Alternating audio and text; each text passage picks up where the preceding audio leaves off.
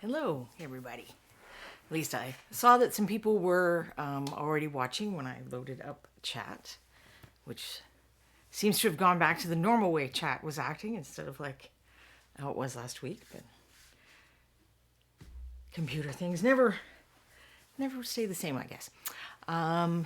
Curse 13 is hanging around, and I'm guessing can hear me, or probably wouldn't have said anything. There's Quindy, without whom the show probably could not exist because she looks up all the stuff that I don't remember and gives you links to everything, answers questions. There's green users, Bob and Julie. Hi, how are you?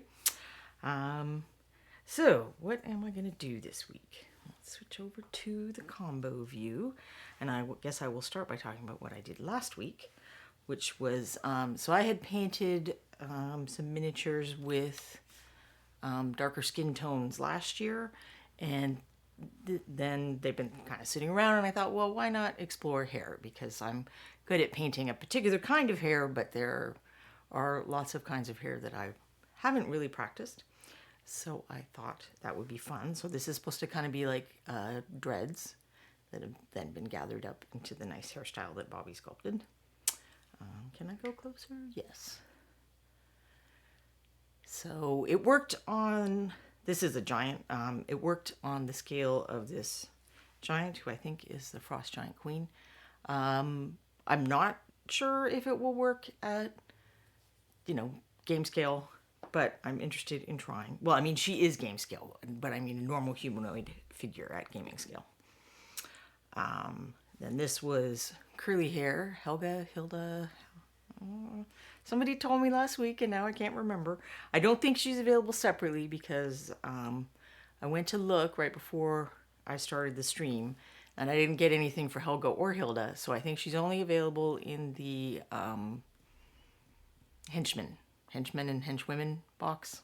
Or are they two separate boxes? I feel like it's a combo.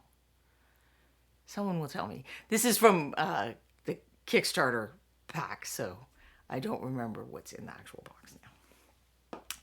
And then I had henchmen and hirelings. Yes, that's a better name than what I said. That's why Ron names the things and I don't. And then I did kind of an afro style on this guy.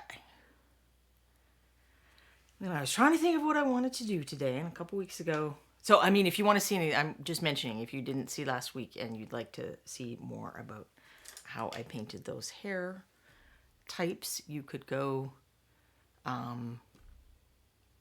check out Twitch or the YouTube replay, which Quindy just shared my YouTube, but my streams are on Reaper's YouTube channel, and there's a playlist for each of the shows that Reaper has. So there is a playlist for Beyond the Kit, and it will be the most recent one posted. I think we'll see as I progress how the lighting goes. And the reason I'm still holding Helga, Curse told me again, and I still can't remember. The reason I'm still holding Helga is I was like, what do I want to paint today? I don't know. And then I gathered these up to, I like to do, previously on Beyond the Kit every time we start. And I thought, you know what? I just kind of want to paint Helga. I think she's super fun. And I want to keep painting her. So that's what I'm going to do.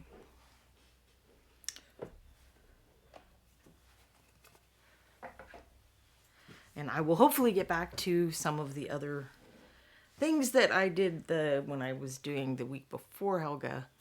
I talked about ways for prepping all the different kinds. The Bones USA, regular bones, Bones Black, metal, and then Bones USA is very similar to resin. So everything I said there applies, even though I didn't have an actual resin miniature with me at the time.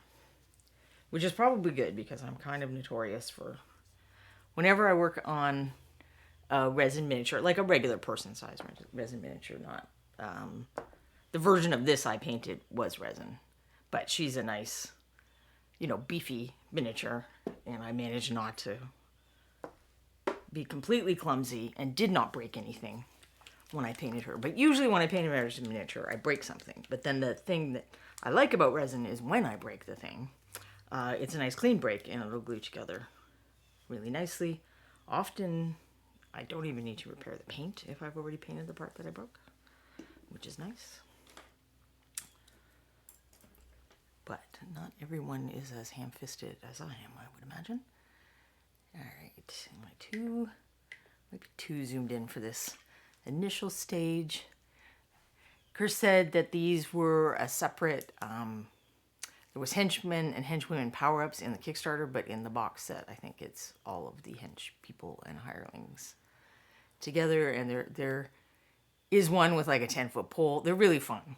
It's the kind of character type that I think Bobby kind of really enjoys, so he had some fun with them. Quinny's a little behind because my coffee is awful and it has ruined my afternoon, and I was whining to Bug Lips about it.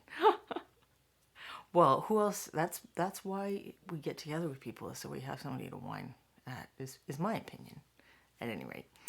I try to confine my whining more to my husband than anyone else, which I suppose isn't very nice to him, but he is, as Chris said, taking one for the team, so he's sparing the rest of you, although I might whine just a little today, because I like to, I'm just going to fill in like some darker parts, that places I don't think I'm going to reach or that I want to make sure are shadowed, so that starts drying right away.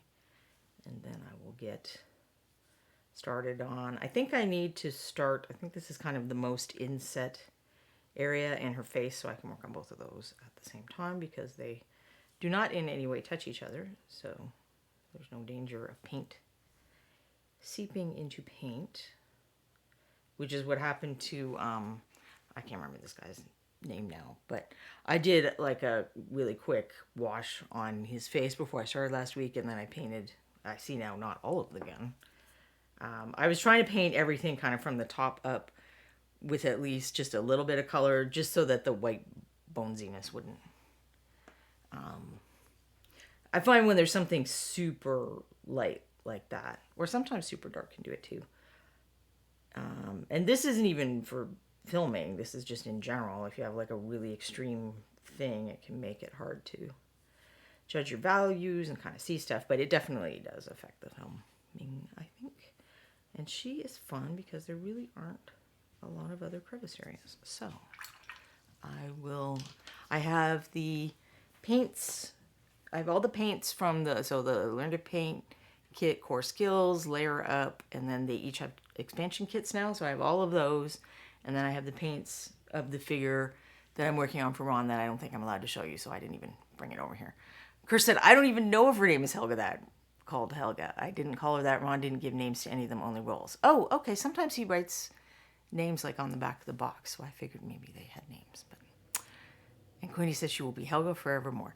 There isn't a Helga already in the catalog, because when I did the search, it was Thelgar somebody, so it was Helga was inside his name, but there's not a freestanding Helga, where there is a Hilda already, so that would be a bad name too. We use Sister Hilda, or Mother Hilda, one of the warrior nuns from way back in the day.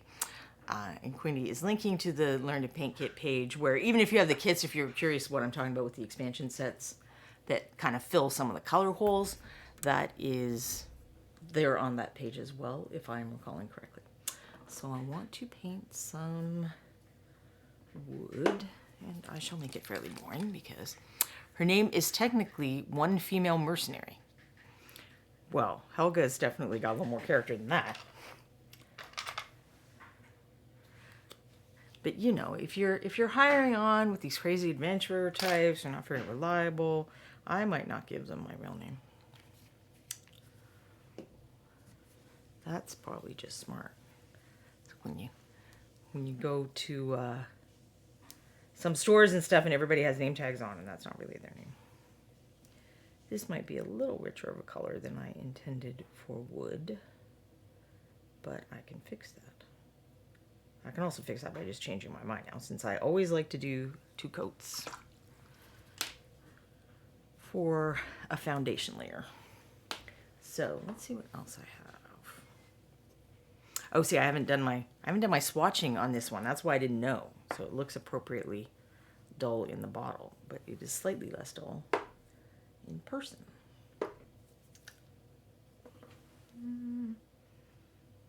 And woodland brown it's hard to go wrong with woodland brown, but we have to let that dry first, so I will do her skin as well. So yes, I feel a little distracted today. I probably sound a little distracted today. I'm not sure what's happening. I had like so much trouble trying to figure out what I wanted to paint. And that's not just today. It's like feels like for the past few months that I've been having this problem where I don't know what I want to paint. I don't know what I want to do. I had the last few months of the year were not so great for me because I was sick and injured and blah, blah. So I like had this dream where I was gonna come out the gate after Christmas and be productive and get stuff done, and really like the exact opposite has happened. So I do not know what's going on and why that's happening. I mean, she kind of has eyes under there, but honestly, even for photography, I don't know. I guess I'd try to paint something just to make Ron happy, but since I'm painting this for us, I'm going to take the practical route and not attempt to paint honey eyes on something where you can't even see them anyway. So this is Ebony Flesh. I was doing blue liner around the edges just because I like to have a nice crisp line between hair and skin, especially this kind of hairstyle. It is overhanging the face. It will make a shadow. What else could I paint while I was here? I will start putting some gray on. I assume this is scale mail, and I further assume that scale mail is made of metal. That is the assumption I'm working on at any rate.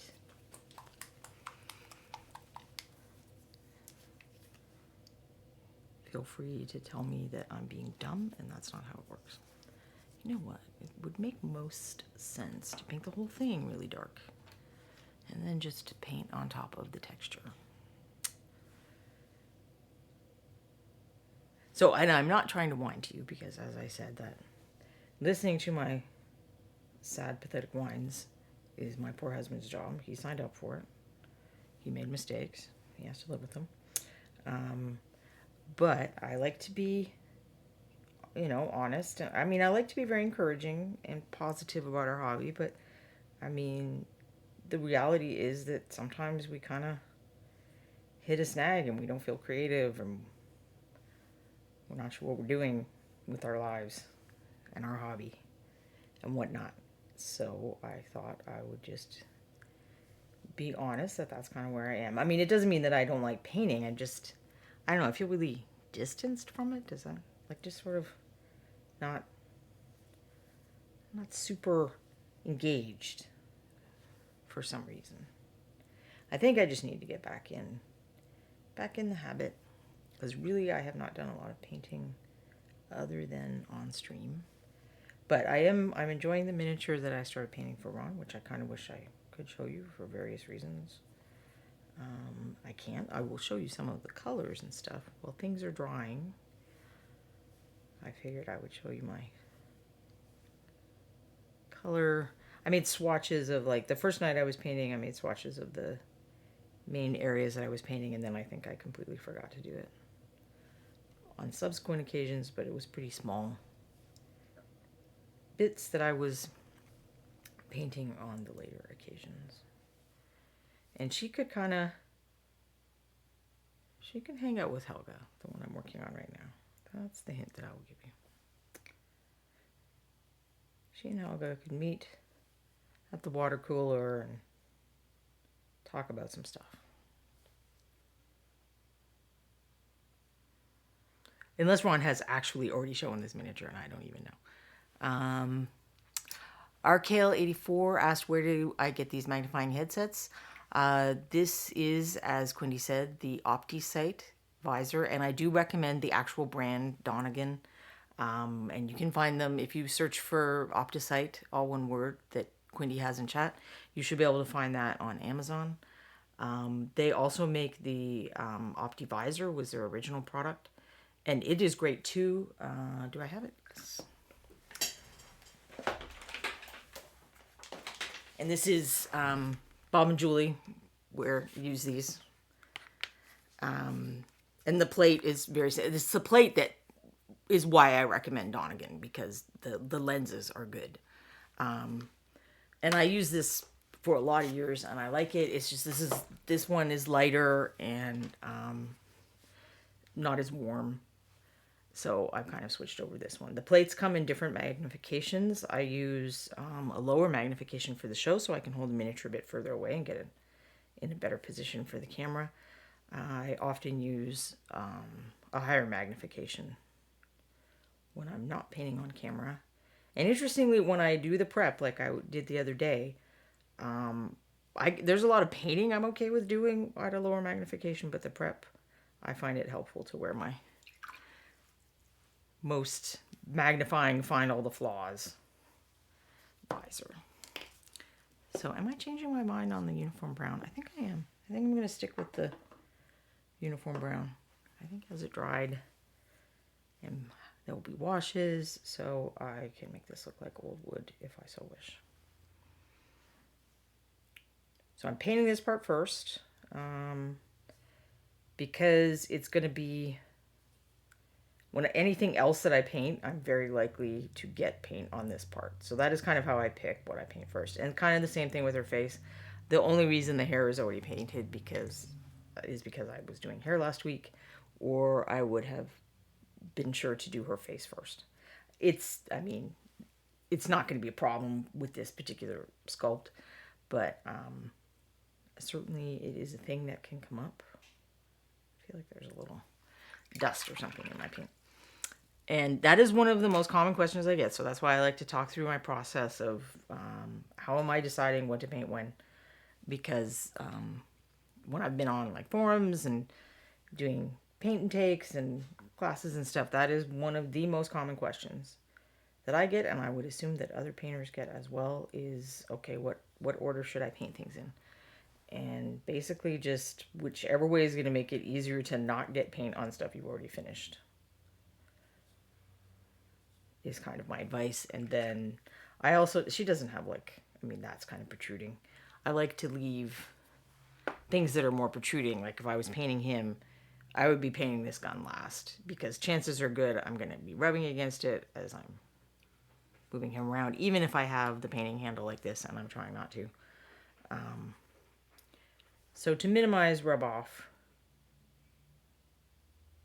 I like to leave protruding things, and often hair, because that is the top of the head. She's got a hat, so it mitigates that. But whereas here, I'm going to probably only do the back of the shield, even though from the point of view of painting, it's easier to do all of the wood at the same time. But then it's going to make it hard for me to get at this jacket, vest, gambeson. I don't know. I'm sure there's some word, and I don't know for the correct words of medieval equipment, as we have previously established on earlier episodes. So I think her face is almost dry. I'm going to use the blue liner a little bit, just for some slightly extra shadows. Blue liner is not in any of Learn to Paint kits or expansions, but it's kind of,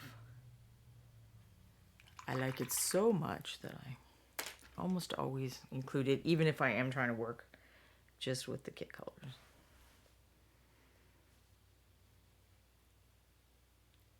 I like to do dark skin shadows with a bit of color often, and I might come back and add some later. So purple, green can work. It can depend on what colors you use in the rest of your color scheme.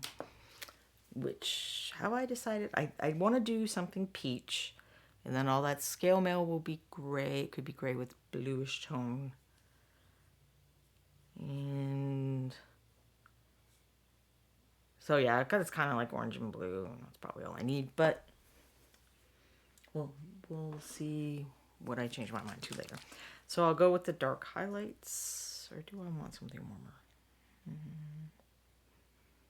What a good question.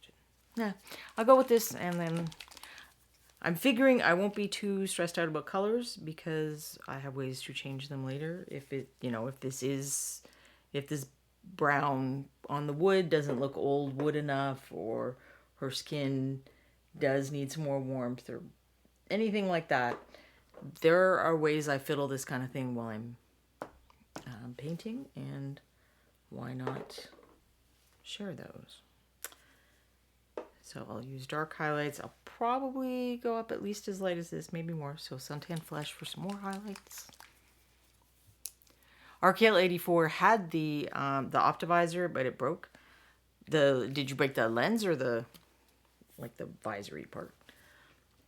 I had to replace the lens a couple of times, I think, on my old one. I'm really bad about scratching up the plastic lenses, but then if I got the glass lenses, which I assume are more durable, I think they'd also be heavier. So I've just accepted that I will periodically replace my... So I'm having the oozy tip, which I think happens when paint gets clogged up there.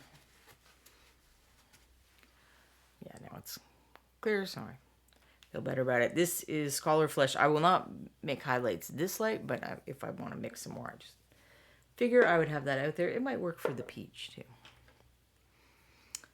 All right. But I will do a little mixing in between.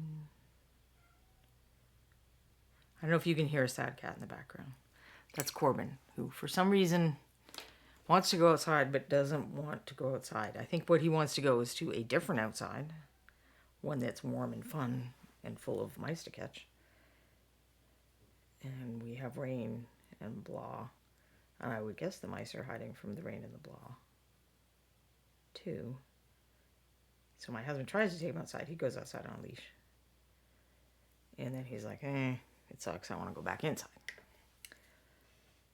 But then he forgets that he just did that. Or he assumes that we have the power to change the weather. Or some other strange cat brain decision. And he starts being sad guy again.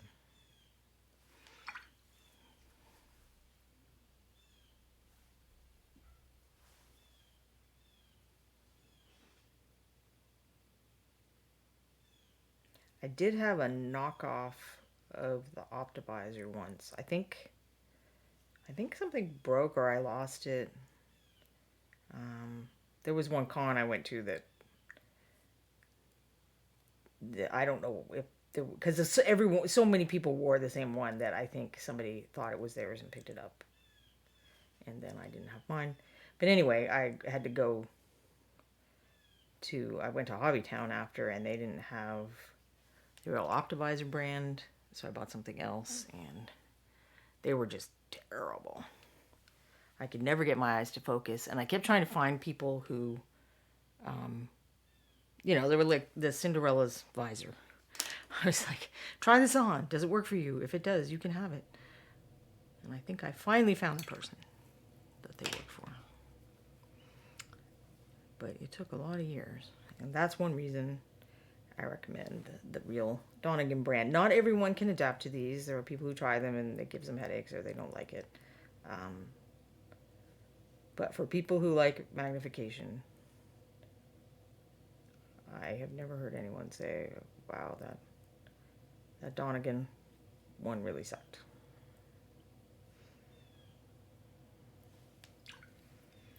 She's not staying in focus. Am I not getting high enough? Okay, there, get a little closer to the camera. So I'm getting lighter and lighter, and the trick with keeping dark things looking dark is you still have to have the contrast that we always talk about, but you have to try to make it in as small an area as possible.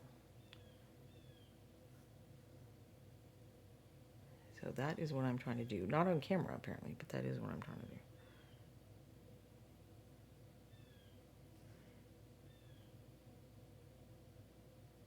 Make her cheeks look nice and round.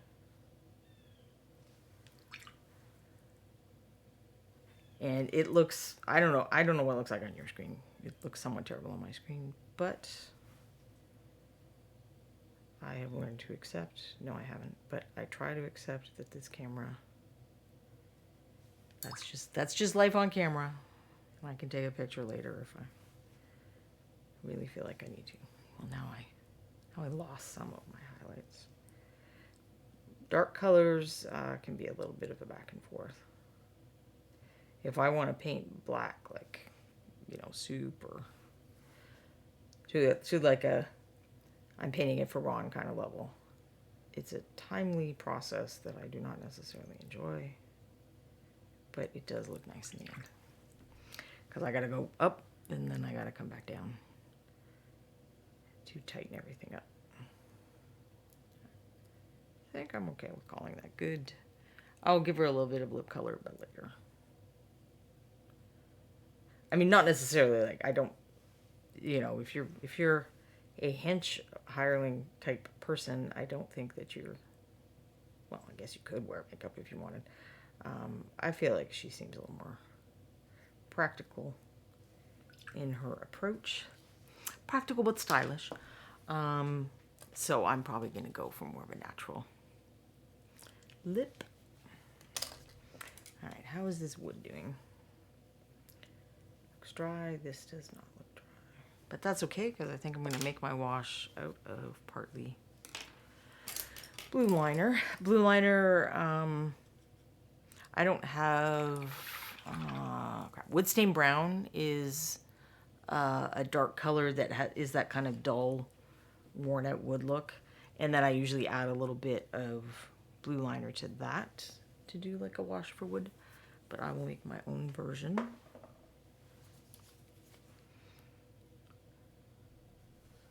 With... yeah, I'll just stick with the uniform brown. Yeah, it kind of dulls it out. It's a little bit green. I'm not keeping my palette in the, I mean, for anyone who's new here, I don't keep my palette on screen because then the camera will focus on the palette and not the miniature. But this is the color that I mixed that I think is dark enough. Might not be. We might add a little more blue liner.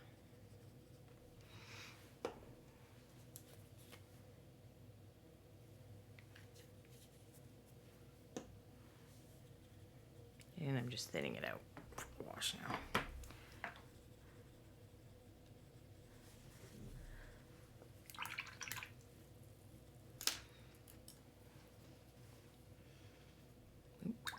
Went on the wrong side. Although I guess I will now need to try to keep that mix alive until I get to the other side of the shield.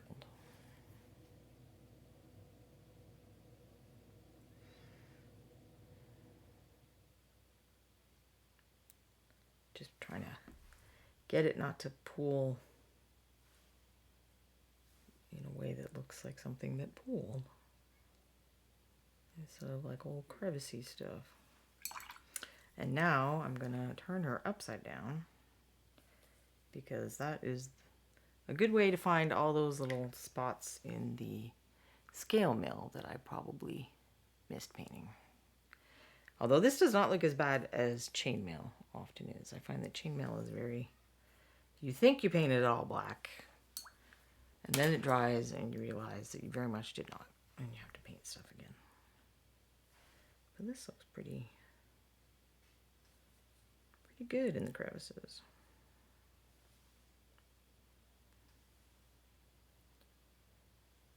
I should probably look at the camera. Sometimes it is better at finding those things that got missed than just my eyes. It was certainly showing the mold lines off the other week when we were doing the prep. I was astounded. I mean, I guess if you have trouble seeing mold lines, you could try doing them on camera, because I certainly could see them very well.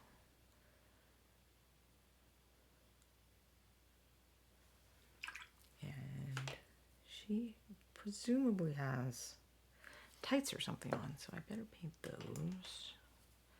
And I will start with blue liner and then make them light blue, because I'm kind of just going with complementary blue-orange, but we'll do different variations of blue and orange, and then neutrals, because I want her a little bit stylish, but I mean, she is a hireling, so she probably isn't too fancy. See that I missed a bit of the wash area.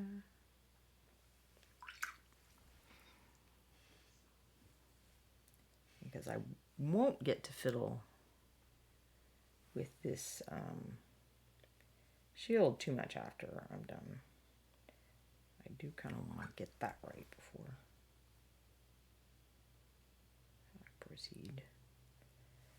It's going to take a little more drying. What else can I paint while we're drying? Not a lot of things.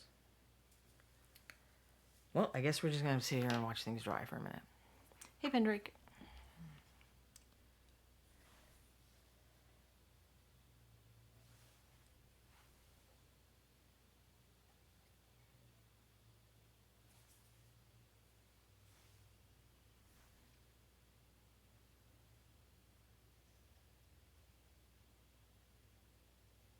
So yes, I was whining about my slump a little, but only just so, like, just everybody has variabilities in creativity and output and how they feel.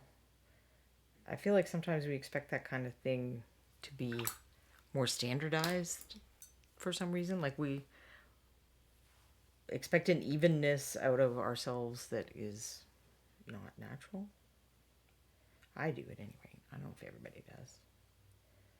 But since most of the time when I've had struggles, I've eventually seen other people talking about a similar thing or asking about a similar thing in forums or whatnot, I'm going to assume that most of my experiences are not unique. I'm not that unique a snowflake. There's no reason to suppose that they would be.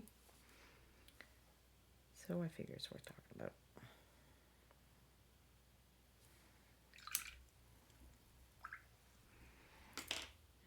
Nope, that is still drying.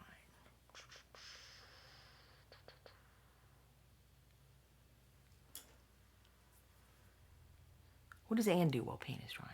I am in a slump, Pendrake. I don't know. I haven't painted much. I don't know what I want to paint. It took me, like I started thinking about what to do on the show last night. I had an idea of what I wanted to do. I've got those snowmen that are prepped up and I want to do different kinds of white. Because they also have Santa hats with fur. And I was looking at examples of fur and snow and stuff like that in pictures. And even though both of those things are white, they look quite different. And you would probably want them to look quite different on a miniature. So how would we do that? I was going to explore some options. But that just really, I did not feel like I had enough brain to make that happen today. She talks about Kiki. Oh, I don't have a new puppy. That's where I went wrong. I started to stream without getting a new puppy. I'm kidding. I don't think I'm someone who should have a new puppy.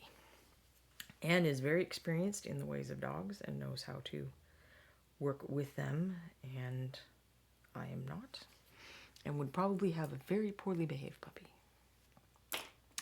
which would not help anybody. So I will stick with having very poorly behaved cats, because we can just blame that on cats being cats. I'm sure it is also me. I was just kind of testing if I like this brush to try to do a simulated wood grain kind of thing. Kirst is tired of having to move things off of each other just to paint.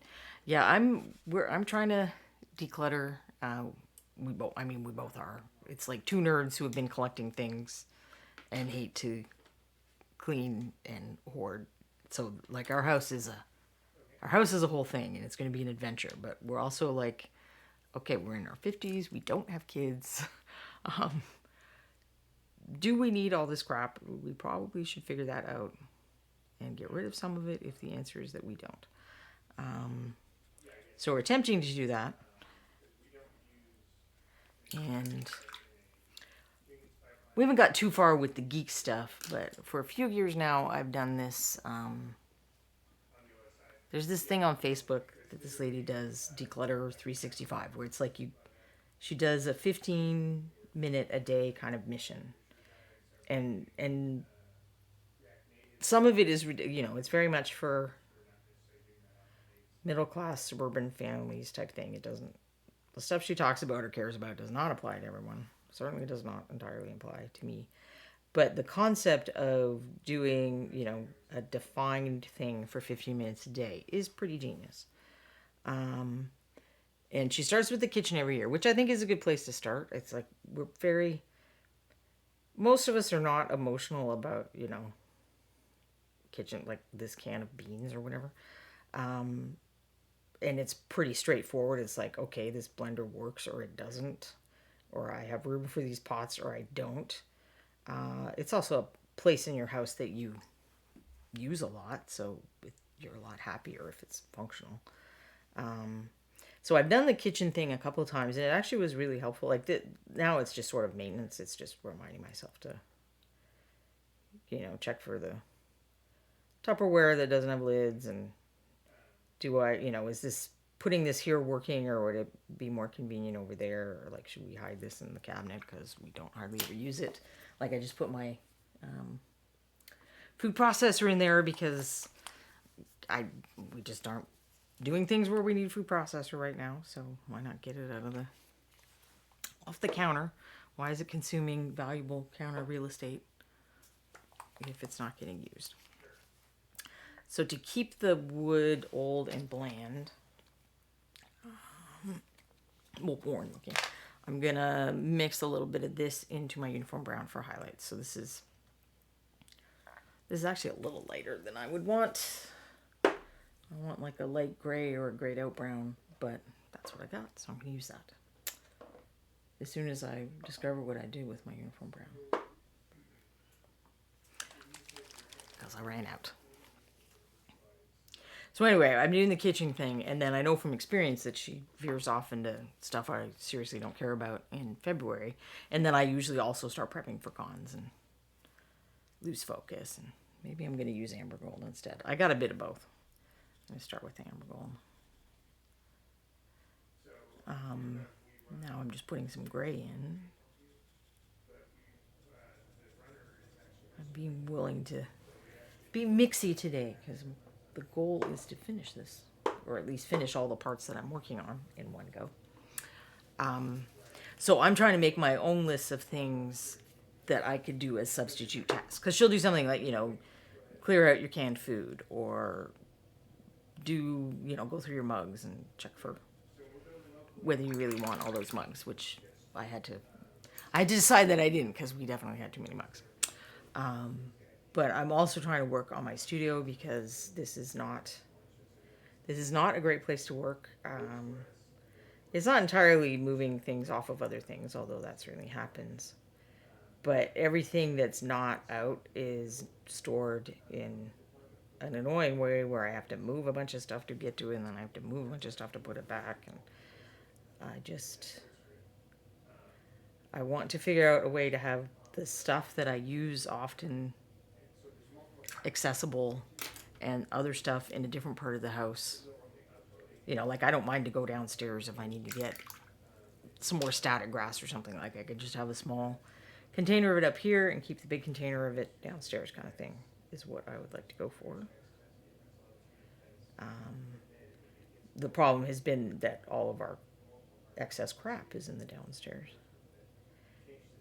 But in February, when she shifts over to like meal planning and stuff I don't care about, I am going to try to do more of my studio type stuff.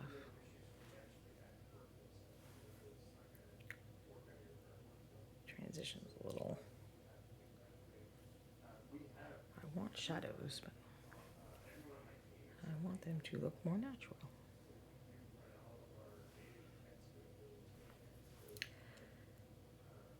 I'm going to have to do more than 15 minutes a day if we're going to get through our crap, before we die.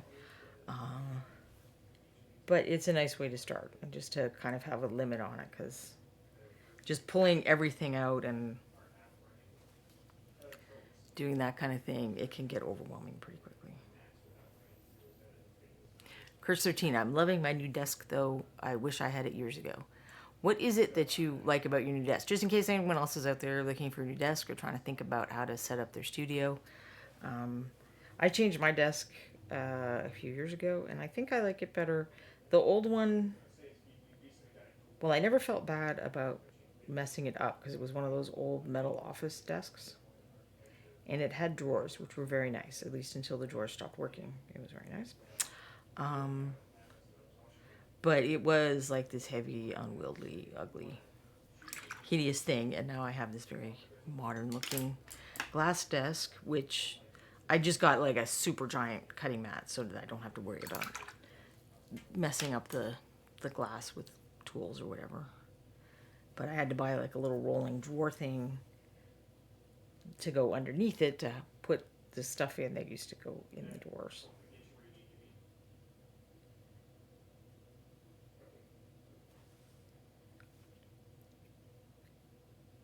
My husband hated the old one with a burning passion. It was his old desk too. I definitely recommend getting a comfortable chair. When I first started painting, I'm like, well, I lean forward all the time. It doesn't matter that the back of this chair is falling off. And it will, like, I don't know, I can't remember if I showed that picture once. I think it's on the blog. I should try to get it and show you guys sometimes. Because it was just, I ended up entering it in a radio station was doing some kind of tragic furniture contest. And I ended up entering it in there. And I'd really love to know how bad the one that won was, because the back of this chair was like hanging off onto the floor. It was just very ridiculous that I sat in this chair for so long. And the whole time my husband was like, we can get you a chair. Like, why don't you get a good chair? And I was very happy once I did, and I could lean back and give my back a break while I was painting. Curse says, well, it's a thin metal top. The motors to move it from sit to stand are super smooth. The monitor arms keep them above the work surface, so I have all this space under them. And the cable management tray at the back keeps everything together and off the floor. Oh, that sounds awesome. And I guess the other nice thing about having monitor arms is that it's like one less thing to spill on too. I always worry about that with electronics. I have the laptop that I use for streaming up on a little shelf, partly so that I can have more space because I stick stuff under it. But it also makes me much less stressed out about like if I knock over my rinse water while we're doing this. I will not destroy the streaming laptop.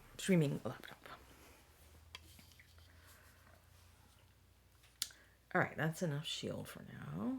It looks like the scale mail is pretty much ready to go.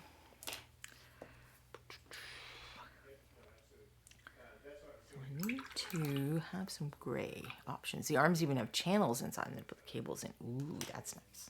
Cable management is definitely an advantage of a desk, because there's just more and more cable. Even with wireless things, it seems like there's just more and more cables.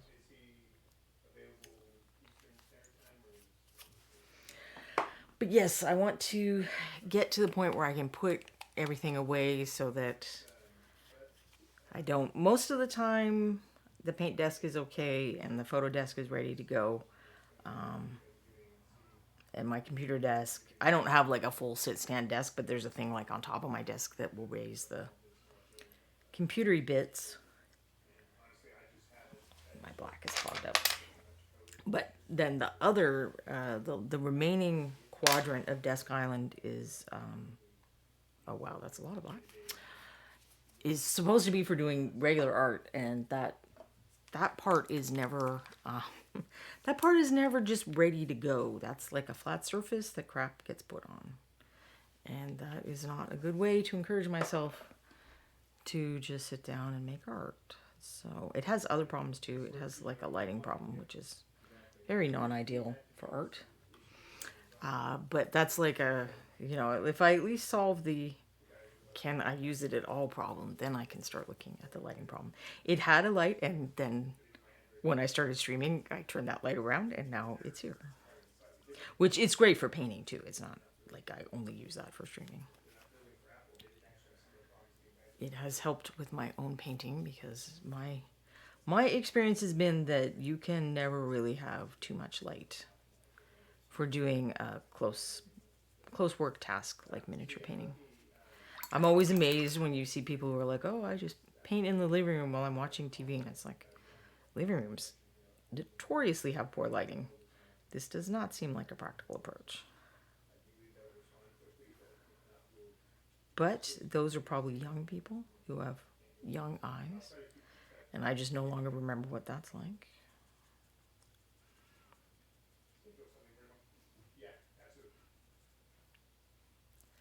Sorry, I'm trying to get a series of grays mixed up to do the armor fairly quickly. And now I don't know if I've thinned the paint too much, but I guess we'll find out. So I'm just doing basic gray because I can take that same attitude where I said I can change it later if it's if I don't exactly like the color. I do this. I guess I haven't done it for a while, but I used to paint this way a lot. Where I have a series of pre-mixed grays that I did specifically for doing non-metallic metal, and that allows me to just, instead of having to do this lengthy, annoying process, I can just dispense paint, and then I can shift the colors through glazes and washes and whatnot. I'm remixing this only because I think it is too thin. Since I'm not doing, pretty smooth transitions, it's not that kind of metallic metal, I want less thin paint. Chromatic miniatures. Anywhere that feels remotely cozy is about 20 times too dim for painting for me. I'm glad I'm not alone. Thank you for saying that. I mean, I get the idea of wanting to sit and relax and be comfortable. Now, because we have laptops and tablets and all of that, it's easier to take the entertainment to where the light is than it used to be. So there's at least that. Because I definitely enjoy having the entertainment while I'm painting. Now I have to decide what brush is good for this. I'm going to try this, which is kind of more of a detail brush, but we'll see. So I want to use the side of the brush a lot and just allow the texture to pull up the paint. So it's not dry brushing exactly. I believe we sometimes creatively call it side brushing. But it shares in common with dry brushing the idea that the texture that these sculptors so nicely put there for us is going to do some of the work.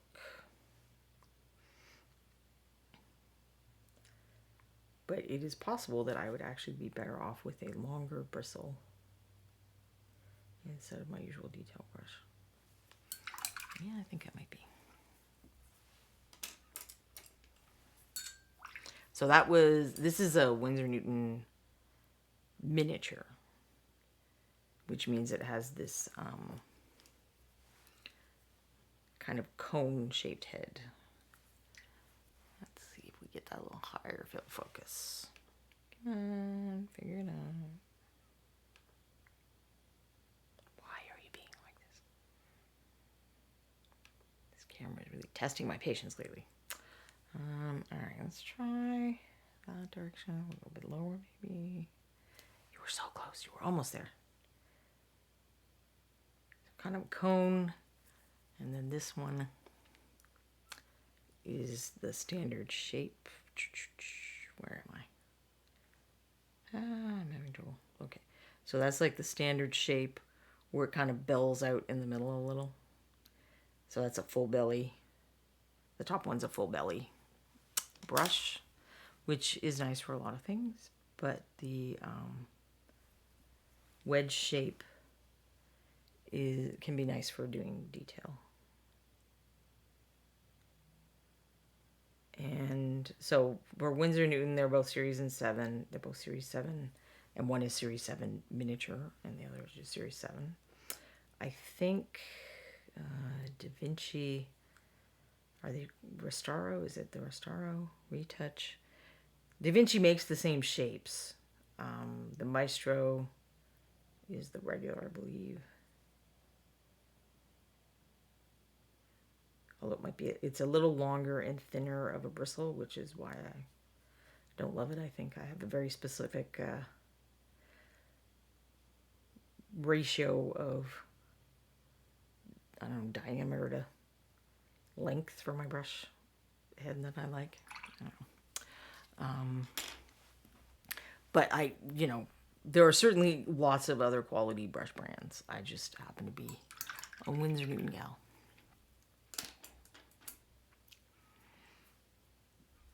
So that was kind of like my darkest layer of gray, just to basically get most of the scales set apart from the background, so it's clear that they're raised up.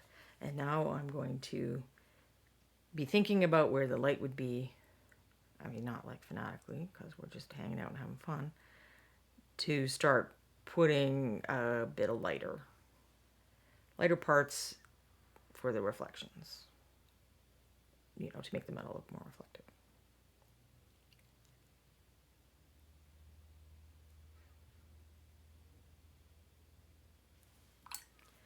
And I'll jump ahead just to kind of verify that I think the approach will work.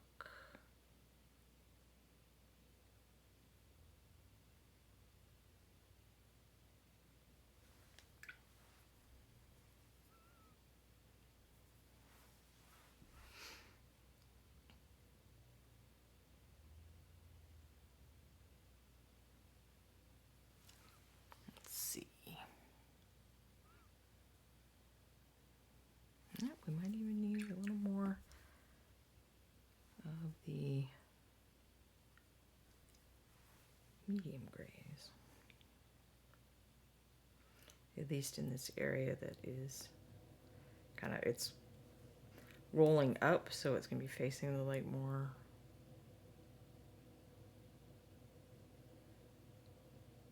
Some of the places on the skirt. And then under here, like I'm not going to put much additional stuff at all because that's rolling away.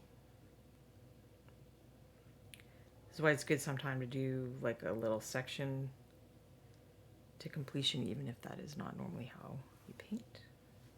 I think I need a little bit more. A little bit of that in there, maybe.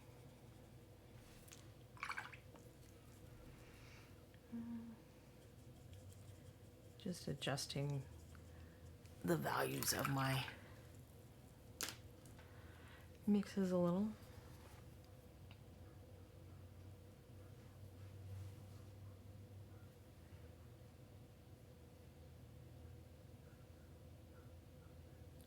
I think I'm going to have to tip it down just a little. Hopefully that doesn't mess up your view too much. But it was hard for me to figure out where to add a little extra if I have it tipped too far back. For me. I mean, to you it looks like this is straight ahead, but to me this is straight down.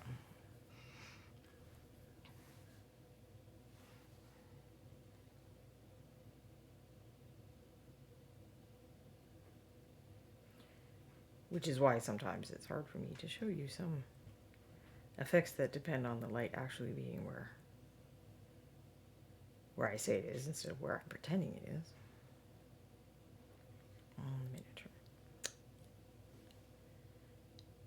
Yeah, I think that's a little better. And it's okay that it's blurry. In fact, blurriness can almost be helpful. They talk about artists squinting their eyes, they step back and look and squint their eyes. What you're doing is you're kind of removing information, so you're just looking at the value things.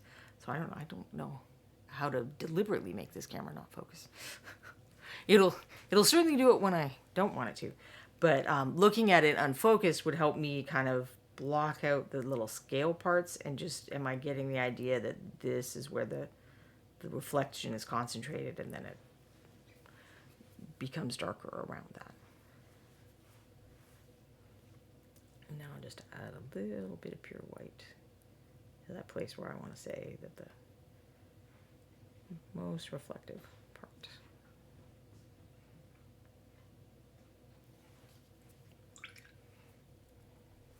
So doing it on a texture is kind of interesting because you have to think about both of those things a little bit.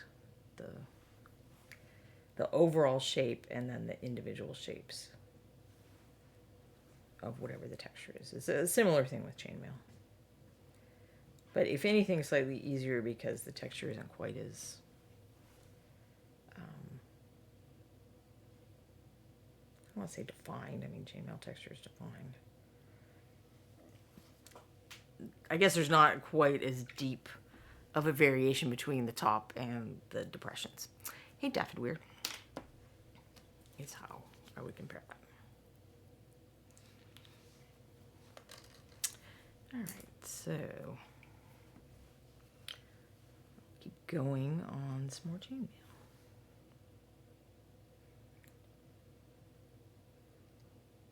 Then I think because I'm always slower than I think I am, I'm going to end up having to paint this side of the shield and then just live with it being fun to paint her coat. In fact, why don't I just admit that right now and let that paint start drying?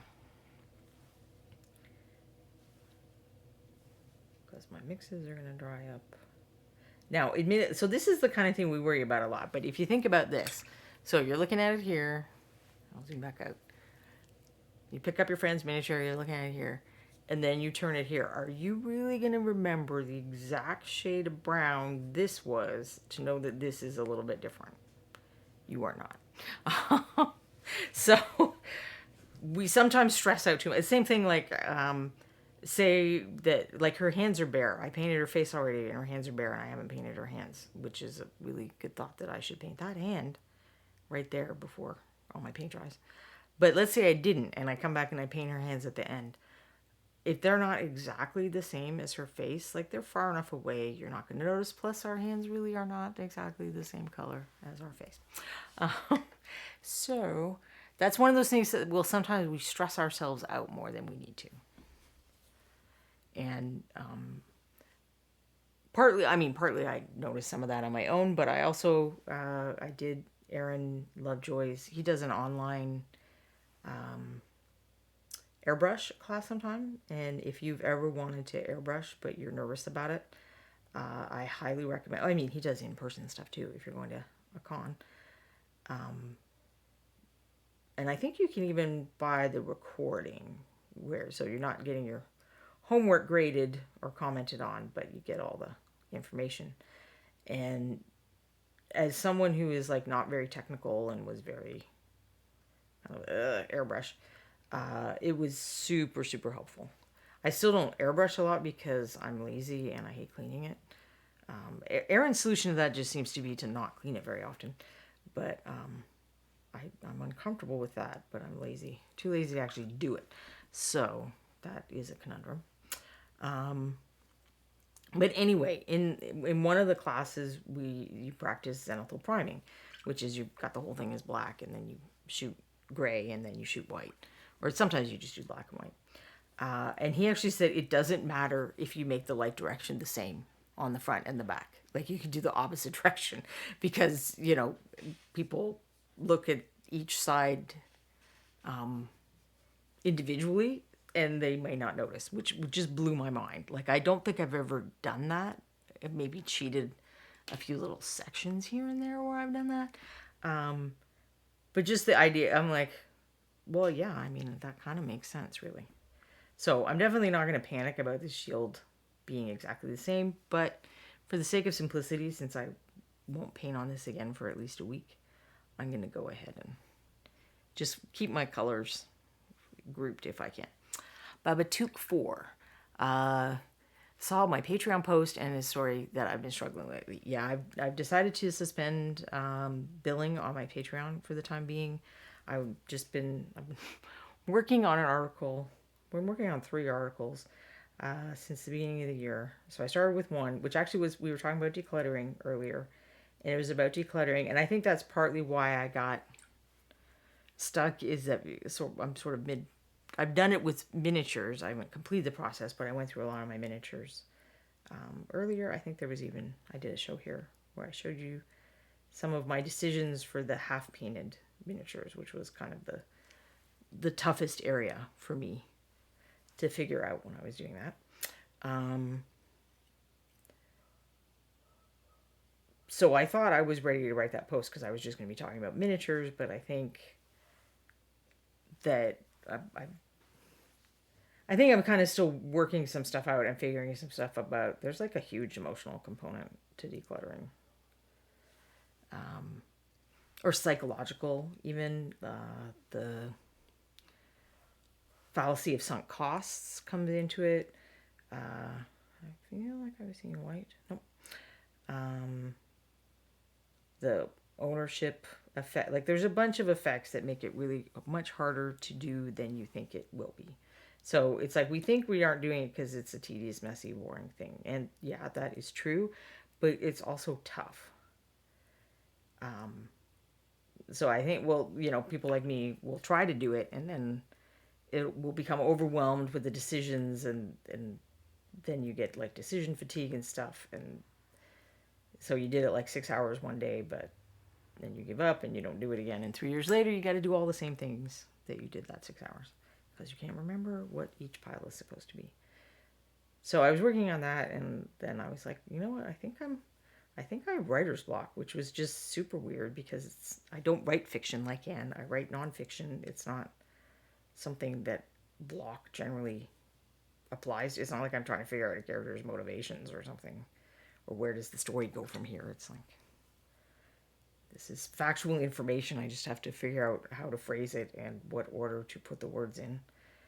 But I was like, really, and like, this is just taking forever and it's painful and I hate it. And my husband, who has spent more time doing like fiction type writing, said, well, why don't you try just working on something else? Because sometimes that'll like, break the logjam. And he was right, it did. But then I was like, now I'm not sure about this. And I started working on something else. So I had like 3 half-finished articles. And I'm like, I'm not 100% sure I can get any of these done. I mean, I think I could have finished one by the end of the month, but my normal schedule would have been trying to do 2 things. Often there's a process one where I'm sharing my colors and how I painted a miniature and stuff, and those can be a little easier and quicker to do, but I haven't been painting, so I don't have anything like that to do. So I just decided that I will take a little break, try to paint, see if I can refill the tank, as it were.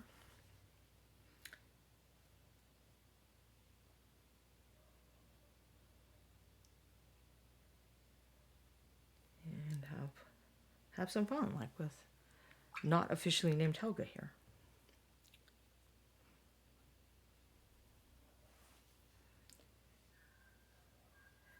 So yeah, my whole come out of Christmas, finish up Christmas and come out of the gate kicking butt plan very much has not happened. And I guess that's just life. I'll figure it out. So now I'm just actually kind of just being random reflection points. I'm concentrating up here, but I'm gonna add a little more light. Sorry, I am having to tilt again because of the way the scales are. I can't quite.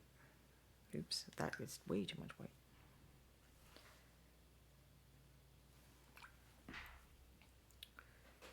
Can't quite see where to put the lighter parts if I don't tilt it a little.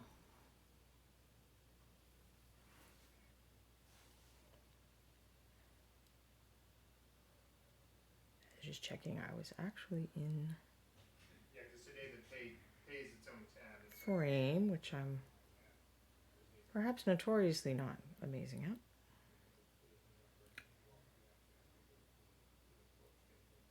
Also trying to sort out my computer. My husband sort of unilaterally decided that I needed a new computer. I'm not always one with the change. Like, I like new stuff, but I don't like new stuff of things that I already have. If that makes sense. It's like, well, I'm already using this. It's set up exactly the way I like it. But if you tell me I can have like a new thing, like we got Steam Decks, it's like, okay, well, that's fine. I'm just getting used to a new thing, not adjusting how I work with the old thing. But he's like, your computer's too old. I want you to have a new computer. So I have to figure out all the stuff that do and make sure it gets transferred over and all that. So that's kind of been doing digital decluttering because my I think I talked about the whole tabs apocalypse. There was the tabs apocalypse, so I was trying to, sort out my digital life to make sure anything I really needed to know was somewhere and that it was on another drive, even not on the main computer, in case it, because clearly it was having some kind of issue, and it is having some kind of issue. It probably just needs like a complete software reset. I don't think it's a hardware thing, but it's like, all right, your tiny computer brain is struggling in a weird way. And I think we just need to start fresh. So I've been doing digital decluttering as well. Which is weird how, it's just electrons, but it can prey on your mind having too much virtual stuff too. Ooh, yeah, okay. I like it on screen. I think it looks good in life too, but it looks pretty good on screen. Pendrake TG, how much will you hate yourself if you chuck a thing this week that you find you need next month? Well, that's one of the things that, and absolutely I have done that, but so some of the decluttering people that I've been reading their stuff, and so there's the 2020 rule. If you can replace it in less than 20 minutes and less than $20, okay. So you threw it out, now you have to replace it. I would probably use a slightly different guideline for miniatures, because you may not be able to get stuff in town, but if you can replace it for less than $10 in 10 days, say, it's probably not the end of the world. And then the other one that can help with that is if you have something you're kind of iffy on, it's like, oh, well, I need this. Do I use this sometimes? You can make the 1-year box. So you put stuff in a box and you put the date on the box. And a year later, if you have not taken that thing out of the box, clearly it was not that vital to your life. And yes, there's bound to be something that immediately after you do that, you are like, oh, dang, I wish I had that thing from the box. But if you do that with like 1% of things that you got out of your house and you got all that space back, you are probably ultimately better off. But there's the loss aversion. That's another one of the psychological things that makes this harder on us than we think it will be. So there were studies where they would do something like, you just won $10 or you just lost $10, and you would think that your reaction would be fairly equivalent, but it's not. You are way more upset about losing $10 than you are excited that you win $10. Because it's like, if we have something, we're averse to losing it. So it's like you have to kind of be aware of some of those things and know your end goal is, all right, if I get rid of this thing, what I am gaining is, breathing space, freedom to use my desk whenever I want, whatever thing like that. You're getting something. It may be less tangible, but it's not just about loss. It's about what your goal is in the end. And my goal is to keep the things I really, really like and be able to use them more easily. So that I don't have to rifle through boxes and climb up on footstools and whatever to get the stuff that I really want.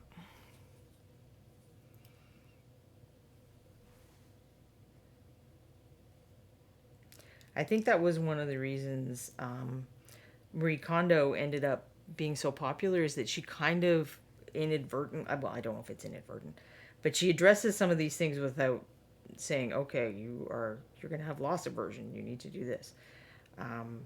But she's really good at kind of talking about the fallacy of sunk costs, because she's like, the thing gave you what you needed from it. Like, even if you didn't use it, you bought a thing, you didn't use it, but you're not excited about using it now, you got whatever value you were going to get out of that thing. Like, just thank it for its service and move on. Like, that's something she talks about a lot in her book.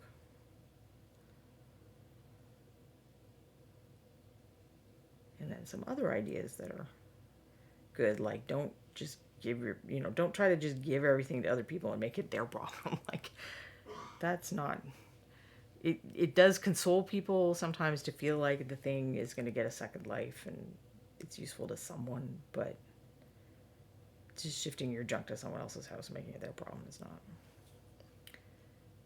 a great thing to do.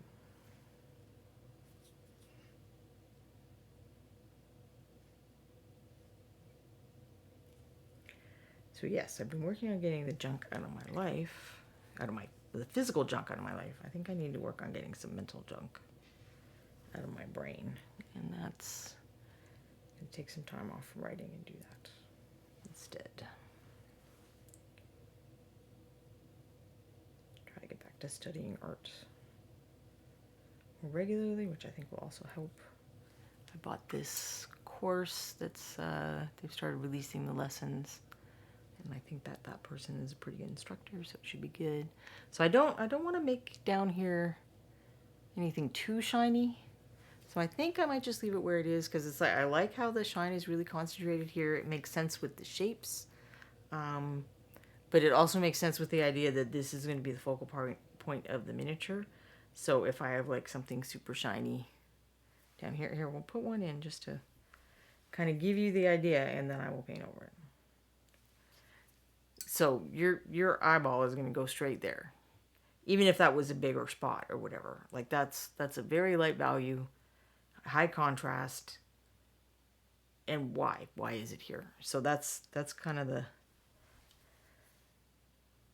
composition of color and value involves, where do you want people to look more? Where do you want people to spend more of their time looking, and how do you use the way we respond to color and value to make that happen? And basically the answer to that is we look at high contrast and high saturation. So put those things more where people want to look. Gray mustard, when I lose things that I don't know what happened to them, that's upsetting to me, but it seems to happen frequently. Generally, I blame the cats, which you're probably not wrong. But I can't remember what it was. There was something we blamed Corbin for. We were like convinced that he had wandered off with this thing or knocked it off a table and knocked it down somewhere. And then later we found it in a place where he could not possibly have put it. And we're like, sorry, Corbin. You got profiled there a little bit.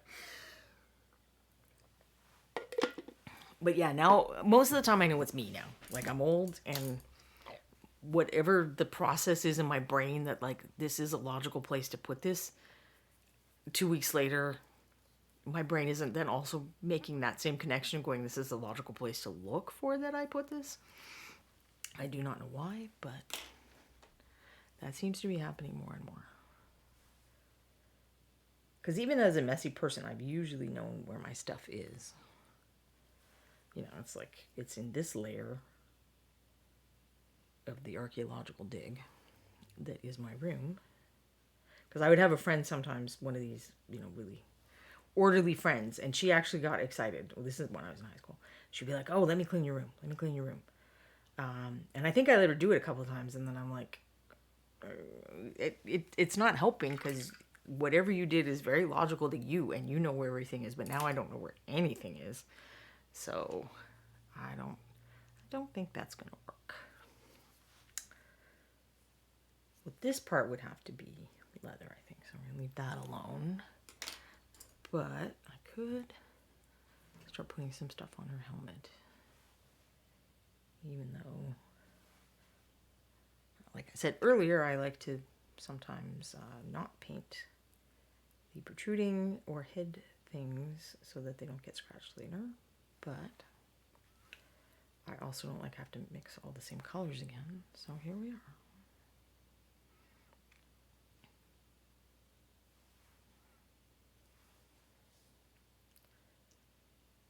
But since this is not that kind of texture, I will paint it more in my usual way of adding some shadows and then adding highlights instead of starting with the dark color.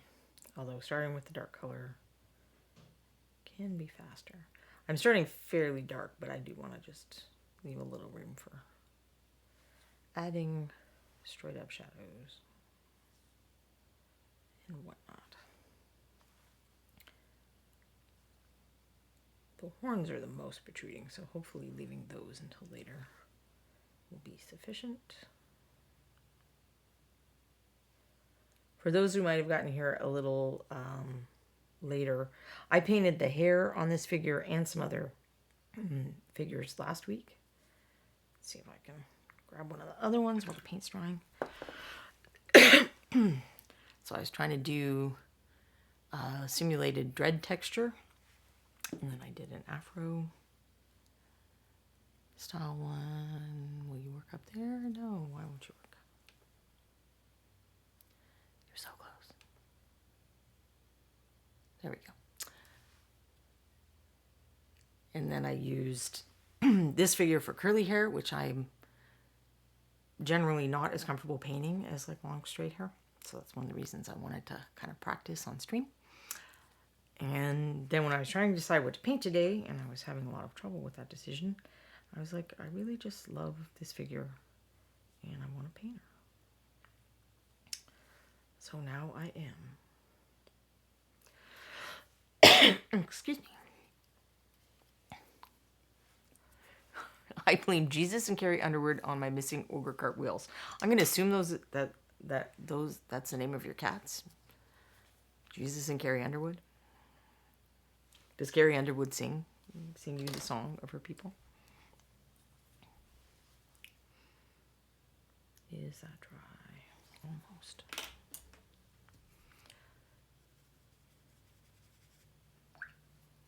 But alas, my wash is totally dried up. Because it is winter. And so my paint dries too quickly.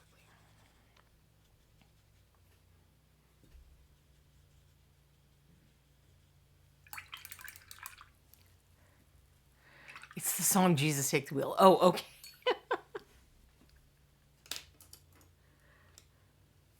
That's not the wheel you thought they meant, but turns out it is. Yeah, I was talking about how I had resin miniatures break before. And the first miniature that I had problems with, and it actually, it had an arm. I think the arm broke in like 2 different places. So I had like 3 little pieces. But we found them, even though they were the same color as the carpet. We found the pieces, I glued them back on, everything was fine. Then the next one that I was working on that broke, the arm came off, or the hand, I think it was just a hand in that case. And despite extensive searching, we did not find it. So I had to go through like all the miniatures I had at the time. This was before Bones.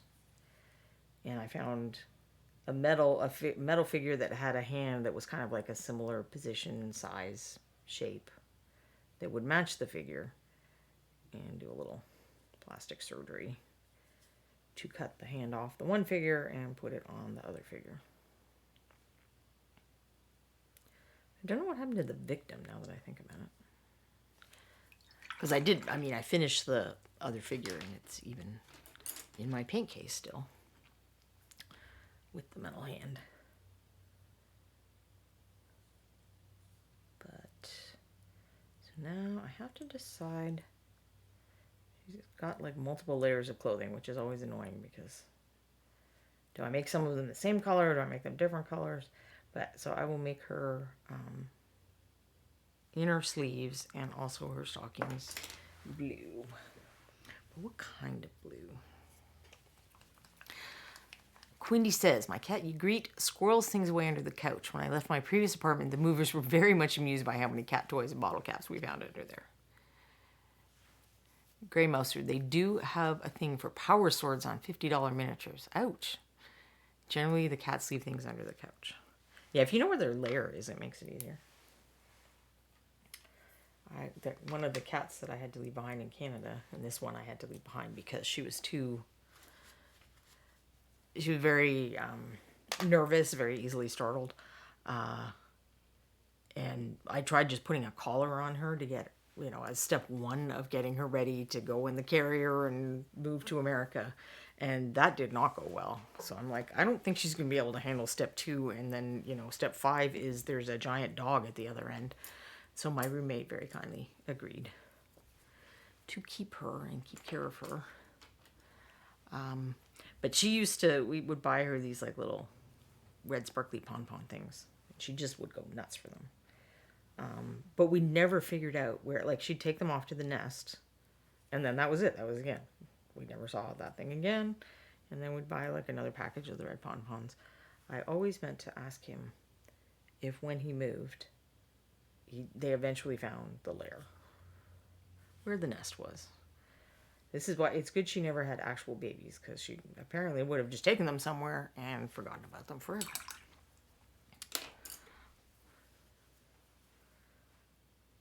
She left her mother quite young, so I imagine that it was partly because she didn't know how to do cat mom things. Or hunt or whatever. She was semi-feral, I think, is partly why.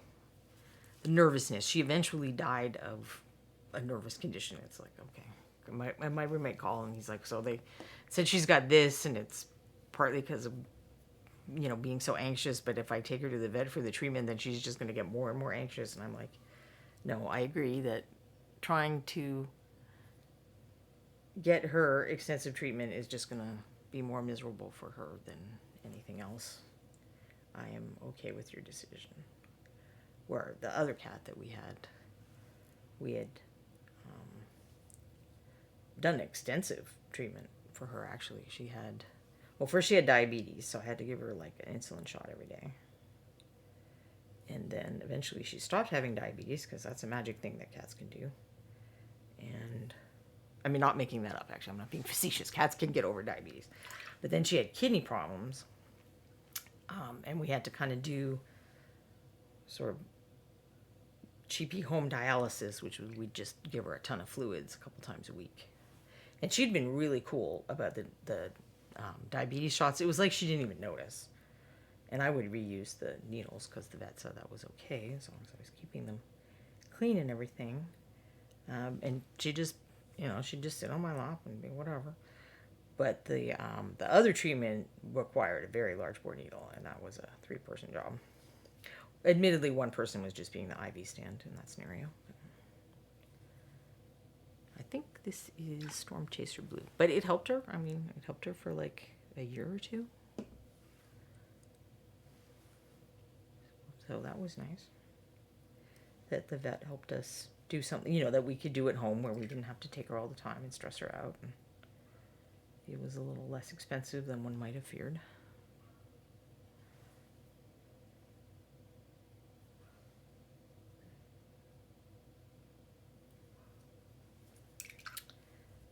Alright. That's going to need a second coat, but it's also just going to need to set the rabbit, I think. And I'm randomly going to make whatever this thing is that color too.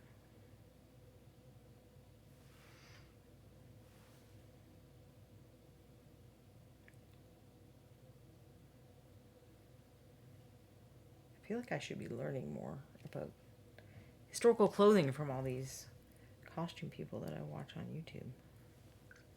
But I guess I just get distracted listening to them complain about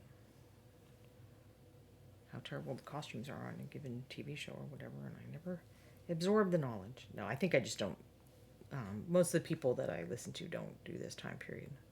There's one guy, what is he, the Welsh Viking? I think the Welsh Viking.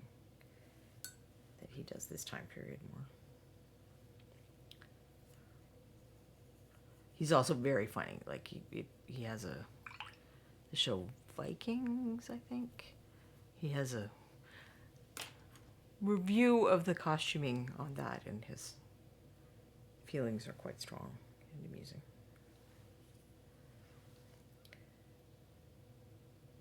And this is, I was watching the one lady does kind of a year in review thing where she gets other people who are more experienced in other time periods or parts of the world to comment as well.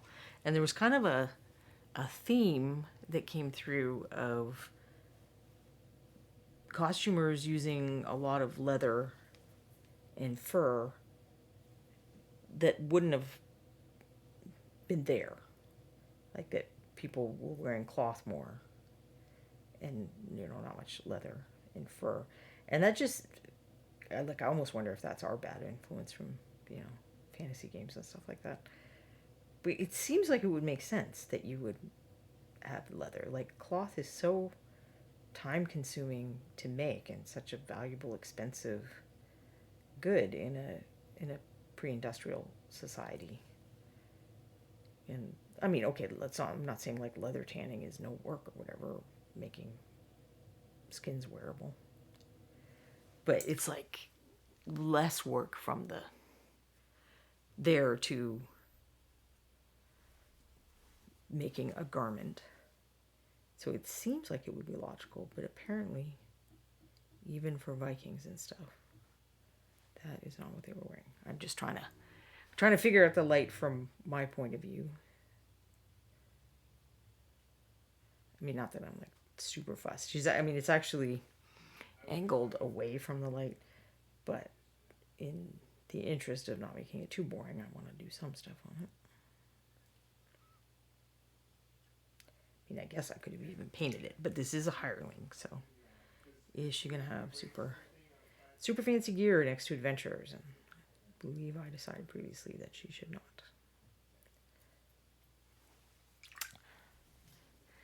Grey Mouser. We had a cat that we put a bell on so that we could find her if she ever got in the trailer, because there was a hole under the dryer.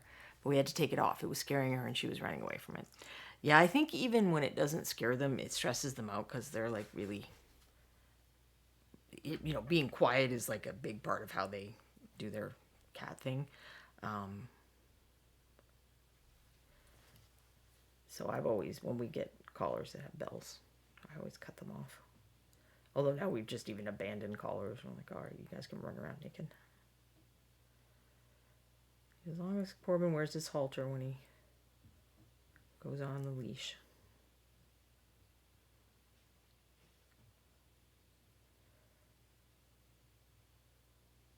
I mean, cat collars are meant to come off when they get stuck anyway, so the chance of them actually maintaining the collar if they escaped outside is pretty low, I think.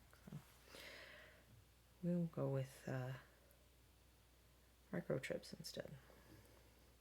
Corbin got his microchip. Ella has not gotten her microchip yet.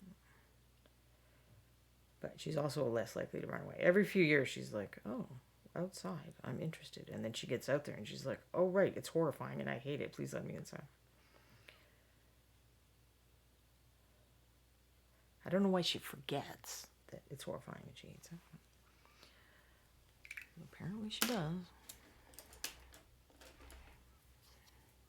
One time she got out, and then because Corbin couldn't smell her, he thought it was a different cat, so he was like screaming at her through the window. And she's like, I just want to come back inside. But then he was freaking her out, so I had to grab him and lock him up before I could get the door open and get her to come back inside. And this was all on different floors of the house, too, so it was super fun. It's like, stop being weird. And I love how the most horrible noises that come out of a cat are in response to other cats. Like, the worst thing that can happen to them is an uninvited stranger coming near their house.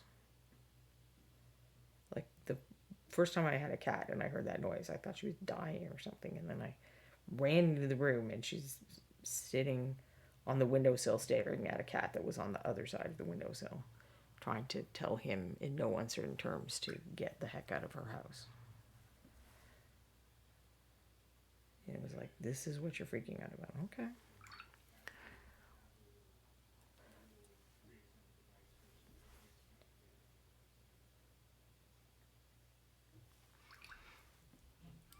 Good enough.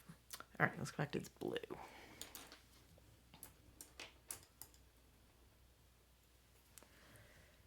Because, yes, that is, apart from the part where I missed a few spots, that is not good enough coverage. This is one of the colors from the expansion set. Do I know which expansion set? No, I do not. Storm Chaser Blue. It's in one of the 2 Learn to Paint kit expansion sets. Apparently, I should have kept the boxes so that I would remember what I did.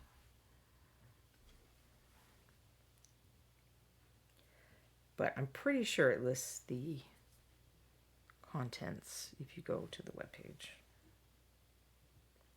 And then this figure, for anyone who came late, is not available individually. She was in Kickstarter 5, but she's also available in a box set of henchmen and hirelings, I believe one of you confirmed it was called earlier. And there are lots of other cool figures in there. There's one with the 10-foot pole and all the other stuff that we say that our characters are walking around with. Because I have to admit, like, I'm painting a character with a lot of gear, and I'm like, for Ron. And it was like the one time I didn't ask him for a picture before I agreed to paint something. The one time, and he knew it, and he took advantage of it.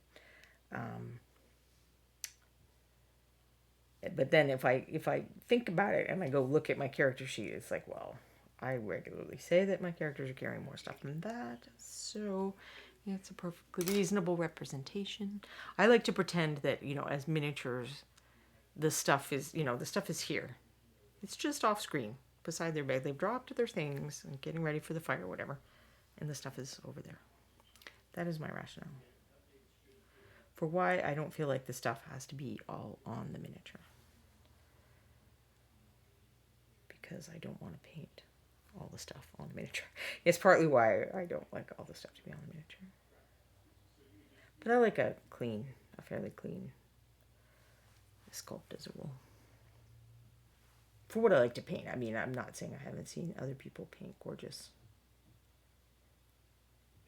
figures that have a lot going on.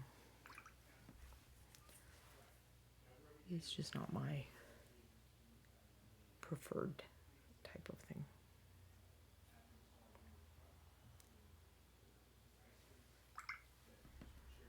Oh, right, I was putting some gray on this helmet as well. It is interesting to paint for you guys, because if I'm painting for myself, I'll just like go check my mail or something while I'm waiting for the base coat to dry. I don't necessarily try to do this. Oh, how can I be efficient and work on multiple things at the same time? I mean, I sometimes do. I just don't feel like I have to if it's an inconvenient thing. Because it's just me watching the paint dry. I don't care. But it's good practice for me to figure out how to paint miniatures more efficiently, which is not my top skill by any stretch of the imagination. All right. Are you not focusing again? There we go. Chris says it is really a great box set, and I totally agree. They're so fun. I suspect you will see more of them featured here in the next year or two, because I will go back and want to paint more of them. Right, and I was working on, I mean, it kind of seems like it would be logical to work on both hands, doesn't it? And then even the thingy. Where did the other... Sorry, I think I've lost a brush. Well, now I've lost a brush.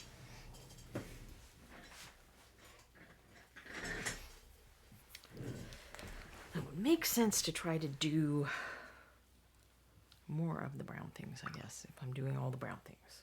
Because, yeah, I've got like a half an hour. Can I get all the brown and metal done? My guess is no. Well, not brown, wood. The wood and metal.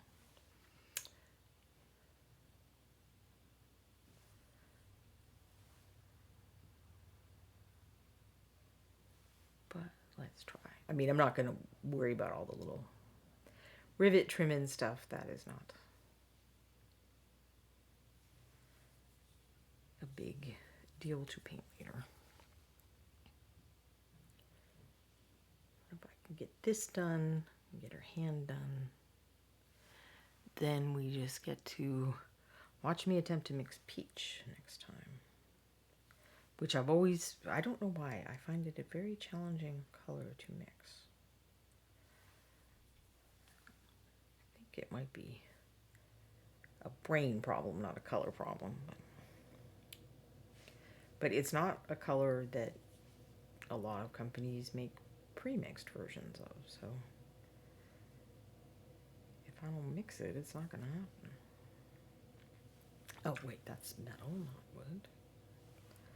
Da-da.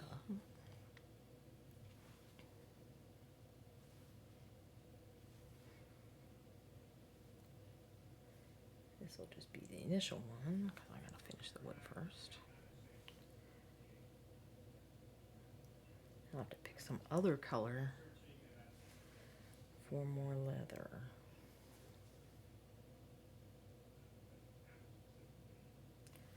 Which I'm not 100% sure how to fit that into my whole orange and blue idea. I guess maybe an orangey or brown. I don't know if I like that though. Sometimes I do all the color figuring out in advance. I've done that with you all before. And then a lot of the time I do this where I put off figuring it out until other parts are done. Which is the working out your color scheme in advance is definitely an advisable thing to do. It came, especially if you're having trouble with colors or you're doing the focus thing or getting enough contrast or whatever. Picking your colors out in advance can be very helpful for all of those things. I just am not always a person who does that. As much as I seem very, precise or even plotting or whatever in the way that I paint, it's like the actual paint application is that way, but what I'm painting and what color I'm painting it is way more spur of the moment and random as well. Well, that's probably metal too. So what am I doing? Yeah, how would you make a round wood thing at the end of this?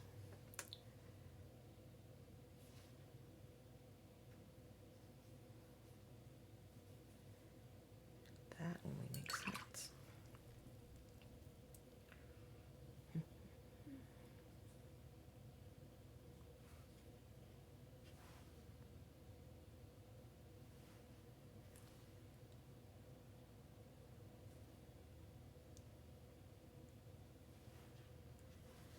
Because I guess most people would figure that you shouldn't spend too much time painting a hireling. It's probably not the way I would do it, but I'm not so much with the logic. I haven't been in chat for a while. I've been watching. I'm not caught up on Reaper Live and stuff. Are you all freaking out about the whole WotC, D&D, OGL thing that's been happening? Which I feel like they already tried that for 4th edition and it didn't work, so I'm not sure why they're back here again, but I guess corporations as well as people can fail to learn from their mistakes.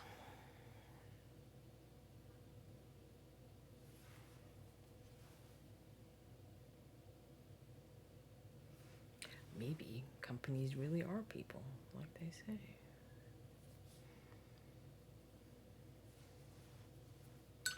Sorry, I'm flipping her around too fast, I think. I apologize if I'm making anyone dizzy. Or if the camera is being obnoxious.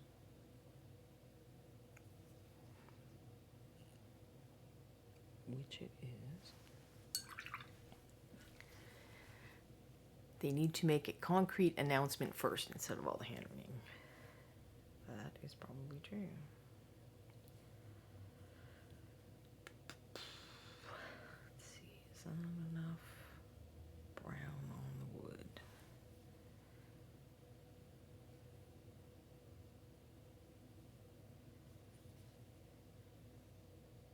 And for anyone who came in a bit later, this brown is uniform brown, which does have just a little bit of green in it too. So I guess I sort of have a little bit of green, but I'm going for this old wood type look, which if I were just going to get stuff off my shelf, I would use Shield Brown, Woodstain Brown, and the highlight I don't remember the name of. But that triad is really good for old, slightly grayed out wood.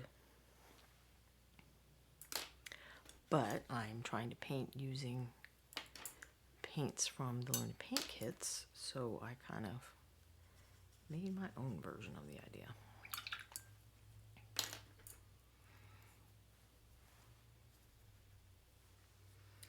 And I started with uniform brown, and then I mixed in some blue liner to really dull that out, which is what I'm putting on now. And it is a little bit green because there's some yellowy green in that uniform brown, and you mix that with blue liner, which, while super dark, does have some blue in it. It doesn't work to darken everything, but I kind of want a not nice, warm, clean brown look, so it works for this purpose. And I will fix the skin later. Doing wood stuff is bound to mess it up.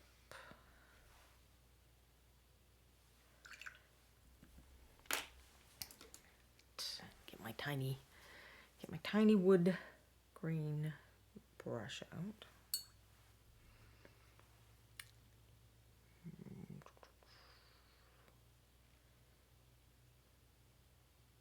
Just want to add a little bit of highlight to this. It's not really something I'm going to paint in a lot of detail. I just want to get something on it before I work on the skin. Also, it gives me time to waste while I'm waiting for this to dry.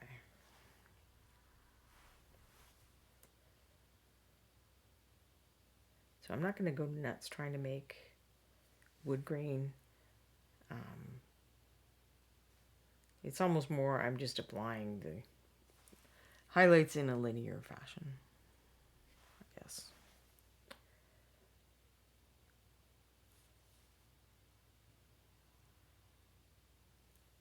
I mean, a linear type stroke, not a linear set of steps.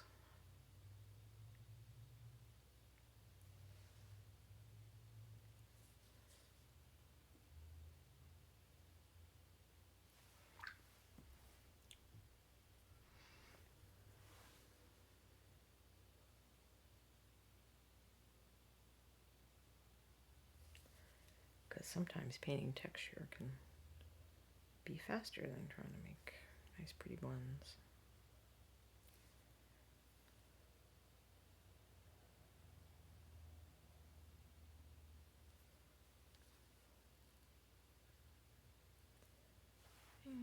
Sure, let's go just a little bit lighter.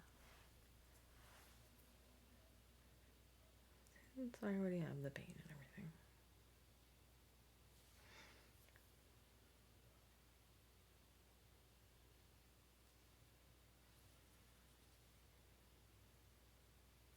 Good enough. Right. Just clean up the transitions, which is one of the reasons that lining is more helpful than people sometimes think it is.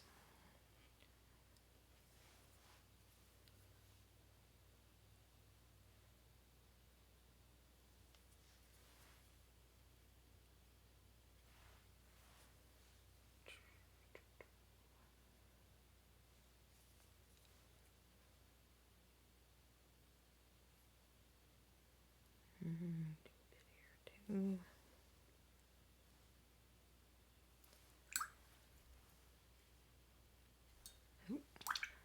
Sorry, I got like way too much paint on my brush and I went up. It was totally paint close to the ferrule, which is not the best way to treat a nice brush.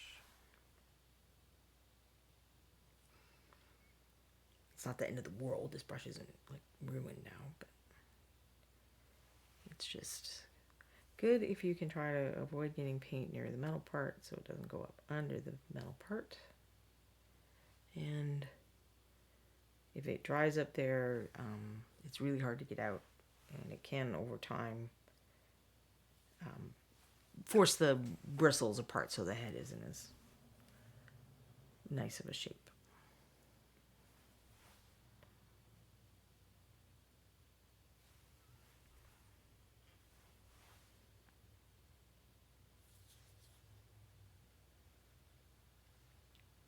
Why no focus?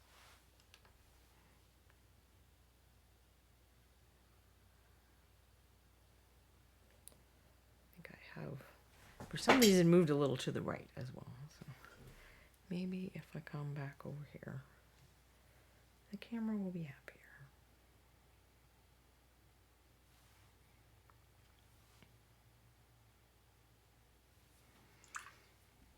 Okay.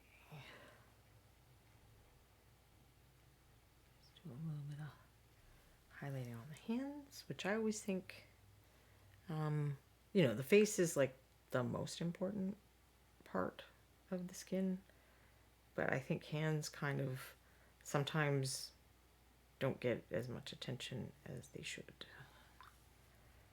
because they show us what the person is doing. So I feel like the face shows us what the person is feeling, and the hands often show us what the person is doing. Which in this case, she's kind of waiting. I mean, she's just waiting. I don't know if the adventurers are like fighting something, and she's just standing back going, well, you didn't pay me for that, so I'll just stand back here and see if you live or not. Or she's waiting for them to get the trap off the chest. But I definitely feel like she's got sort of a, well, I'll let them finish being ridiculous adventurers vibe to her that I like.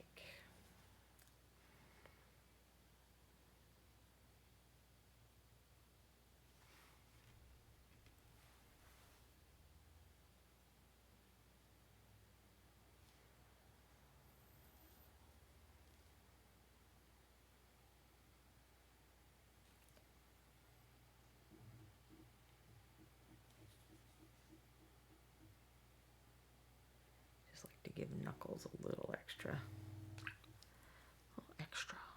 highlight, because they switch views momentarily.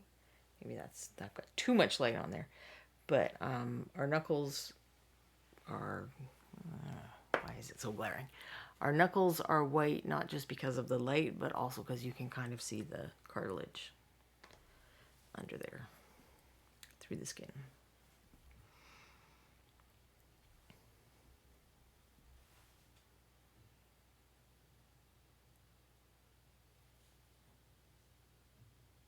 But I don't want to go up quite as light as the face was.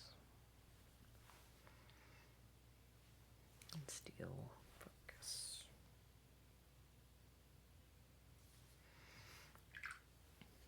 Good enough. That metal bit needed to be less brown, because I originally painted it brown. And I feel like this is metal too.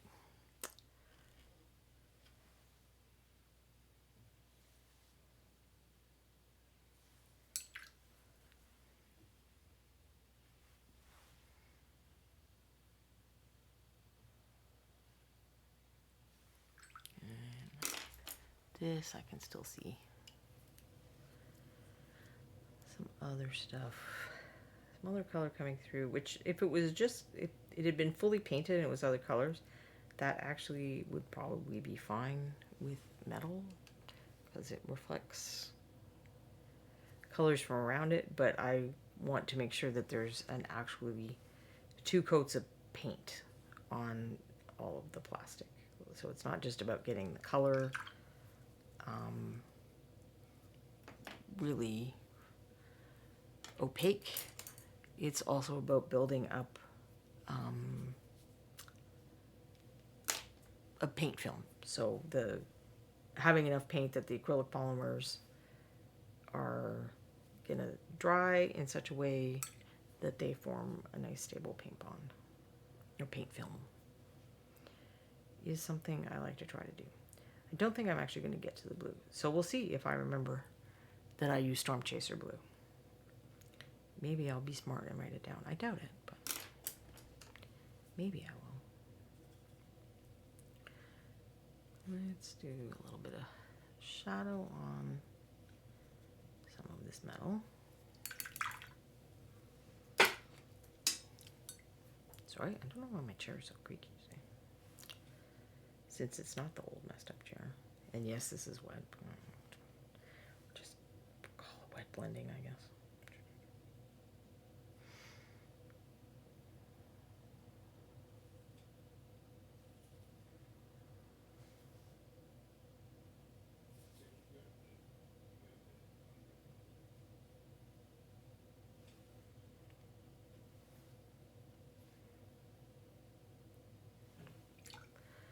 I imagine wet blending was born from impatience.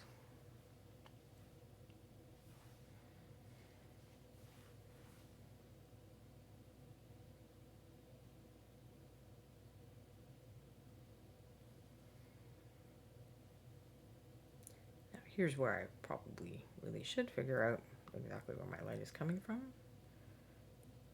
Metallic metal is more convincing when we do that.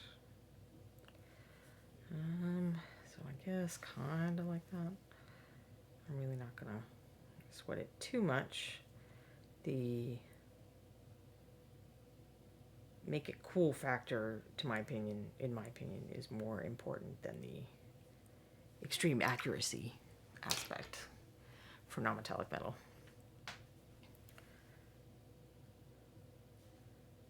Which, maybe is why I'm not a totally amazing painter. But I'm willing to sweat it some for like a fancy contest miniature, but this is not when I want to get too crazy. Oh, it is not staying in focus, is it? Why is it making me crazy?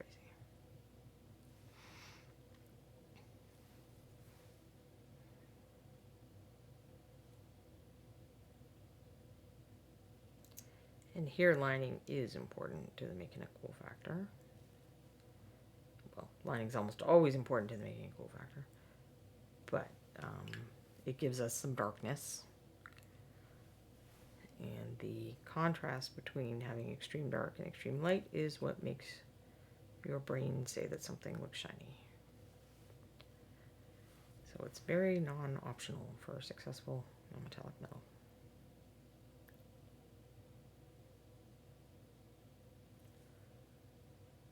Then the good news is that metal isn't necessarily perfectly smooth, so the whole blending thing can be important, but isn't necessarily like down on the scale mail. I'll do the rivets later.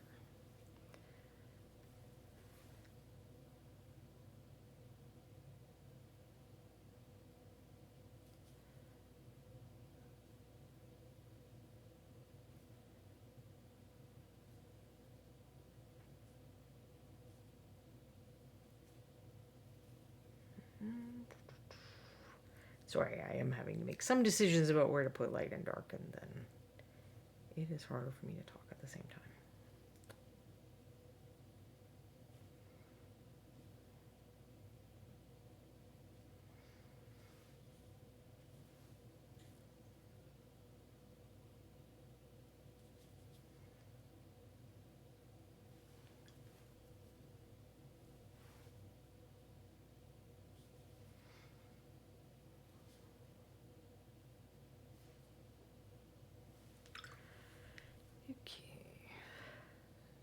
Now I will add some water and then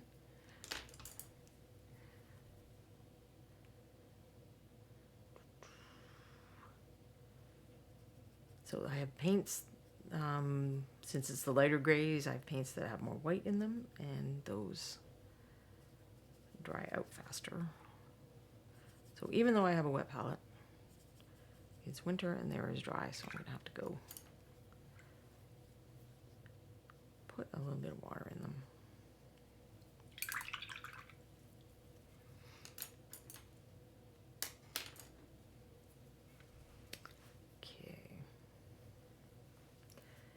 Now we'll start putting in those highlights, and that's when things will hopefully start looking shiny.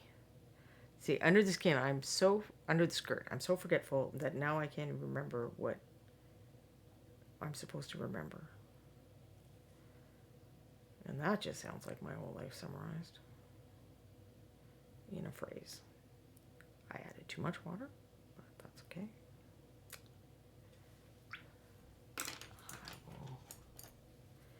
Attempt to fix it. For the crisper, like smaller areas like this, I find that I don't want the paint to be too thin, or it's actually tougher to do because I have to do more coats.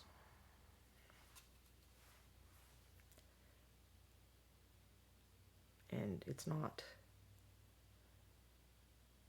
our brains make things look smoother if they're small, like we kind of fill in the transitions better, so it doesn't have to be as precise.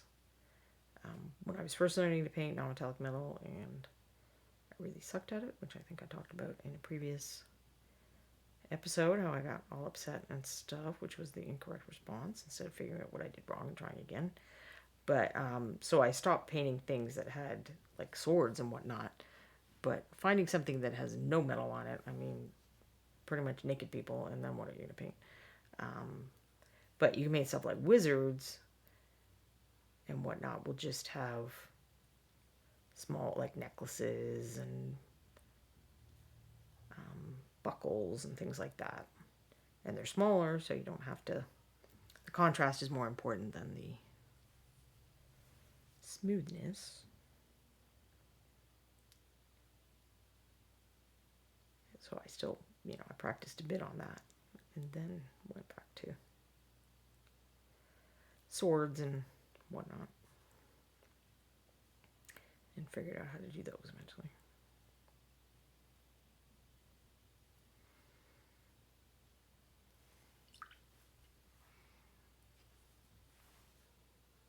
Oh, I don't think I put the brush color on this side right here. I'm kind of using a little stipple motion because reflections will sometimes kind of look like that. Not perfectly smooth and even. They'll have jagged edges or weird shapes.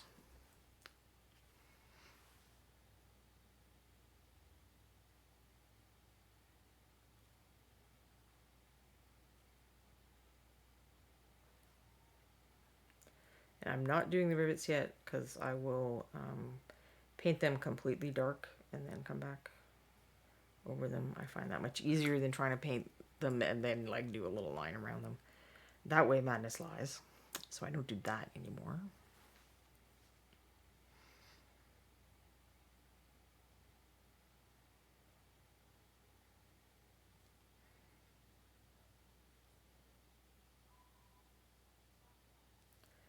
So it's not amazing, but hopefully it's not too terrible. Might come back with some of the slightly darker grays and try to make it look a little less clumsy, but we'll see.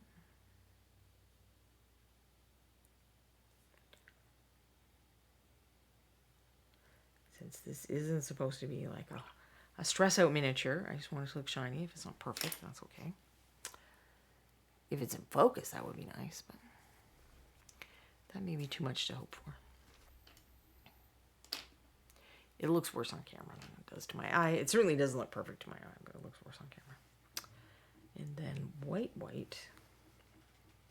since I'm saying the light is coming from this direction, I'm only going to do on this side. And that adds a little bit of variety as well.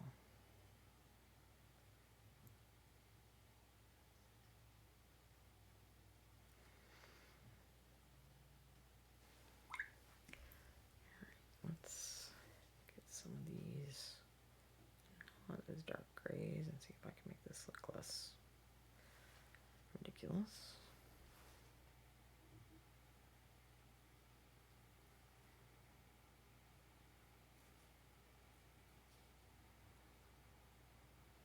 Yeah, this needs more highlight too, if that's the light focus side.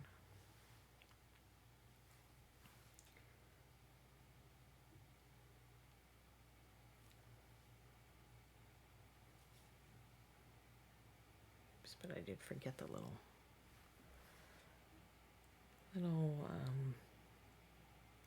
area at the base of the horns. Yeah, I was talking about on my computer needing to play. The fan is on and it's acting like it's really stressed out. I'm on the opposite side of the room, so I'm not doing anything to it right now. Why is it? What is it doing? Off on its own.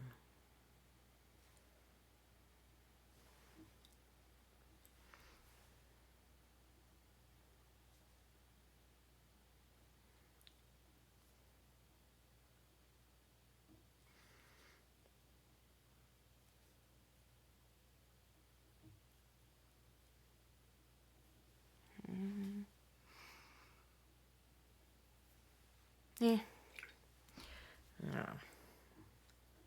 I'll add just a little bit of lighter right here.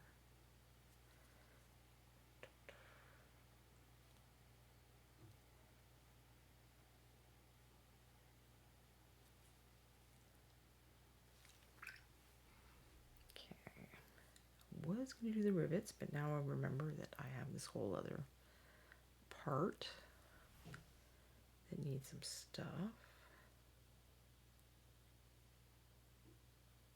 Different shapes that I'm not putting on camera for some reason. Apparently I move around when I paint a lot more than I thought.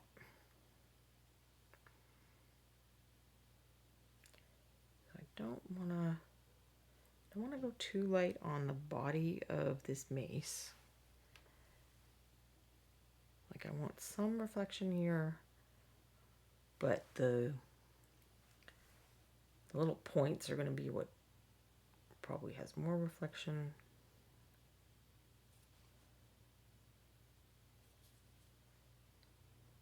I want to make sure that I leave enough dark for that to work.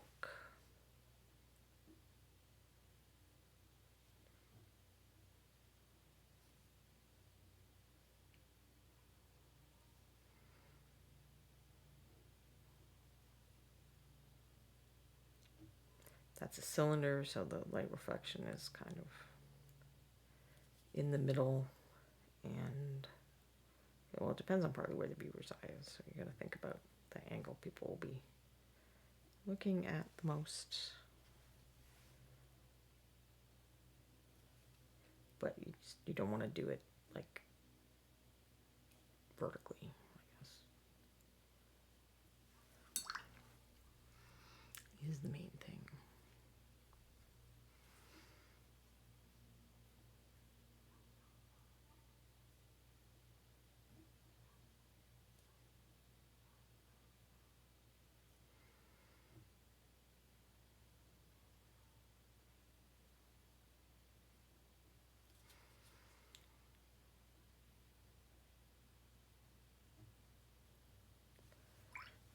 Now, blue liner over all the little rivets and whatnot.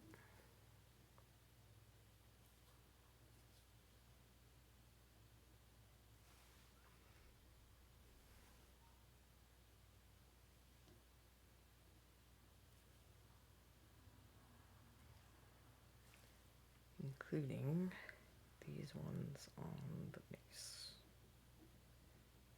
that I'm sure are not called rivets, but whatever they're called.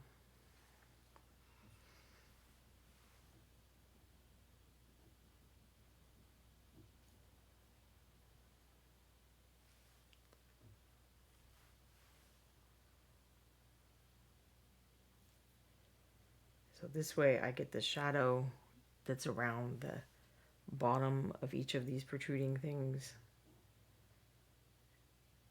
without having to try to not be painting over.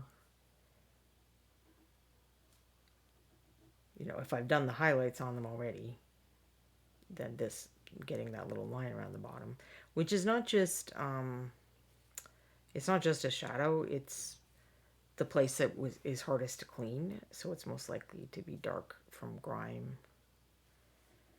and other things, as well as possibly having a shadow. So there are multiple reasons to make it dark around those things, but also now it's going to make it be pretty easy to make them look shiny.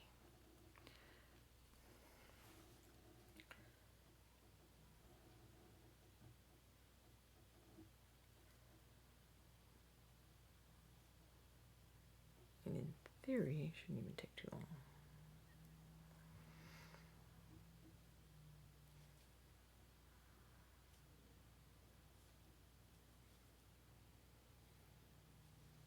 It's just remembering which ones you already got at this first step. It can be fun.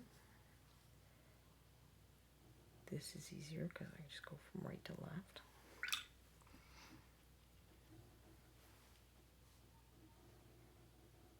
I want to make sure I don't have too much paint on the brush. And it's real. I'm using the side of the tip against something that is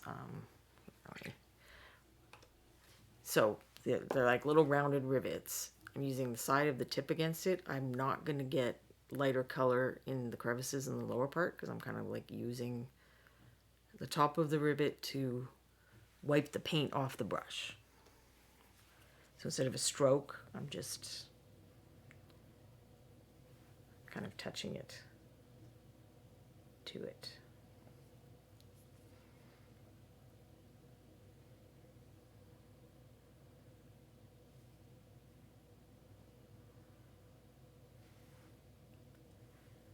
Now these bigger ones, did I get?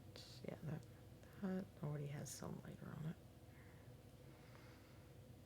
And then these, if they're larger like this, if you haven't practiced that sideways thing before, these larger ones make it even easier. Because you're really not likely to get into the crevices.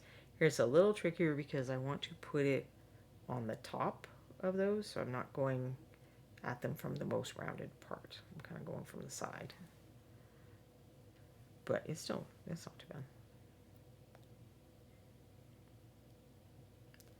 And as I get lighter, I'm going to pick a point where it's not going to be in the shadow areas anymore. And this is that point. Anything from here up, I'm only going to put on that dot was too big.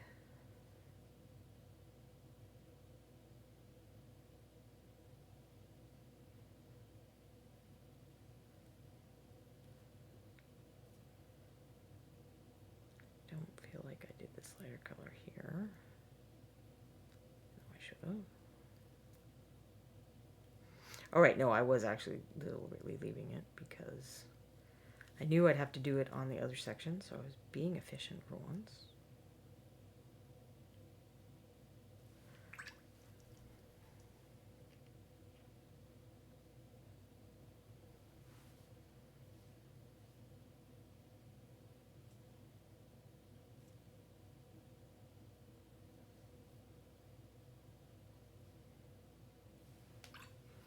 And I don't always take these up to pure white.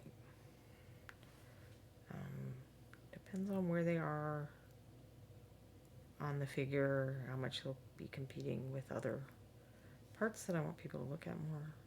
Oops, I missed this level right here.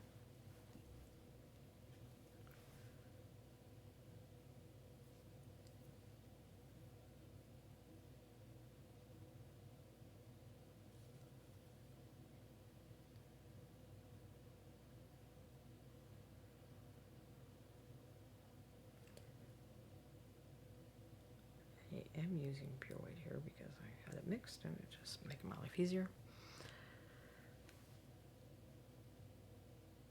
But I don't always, depending on what I'm painting. Close enough, I think.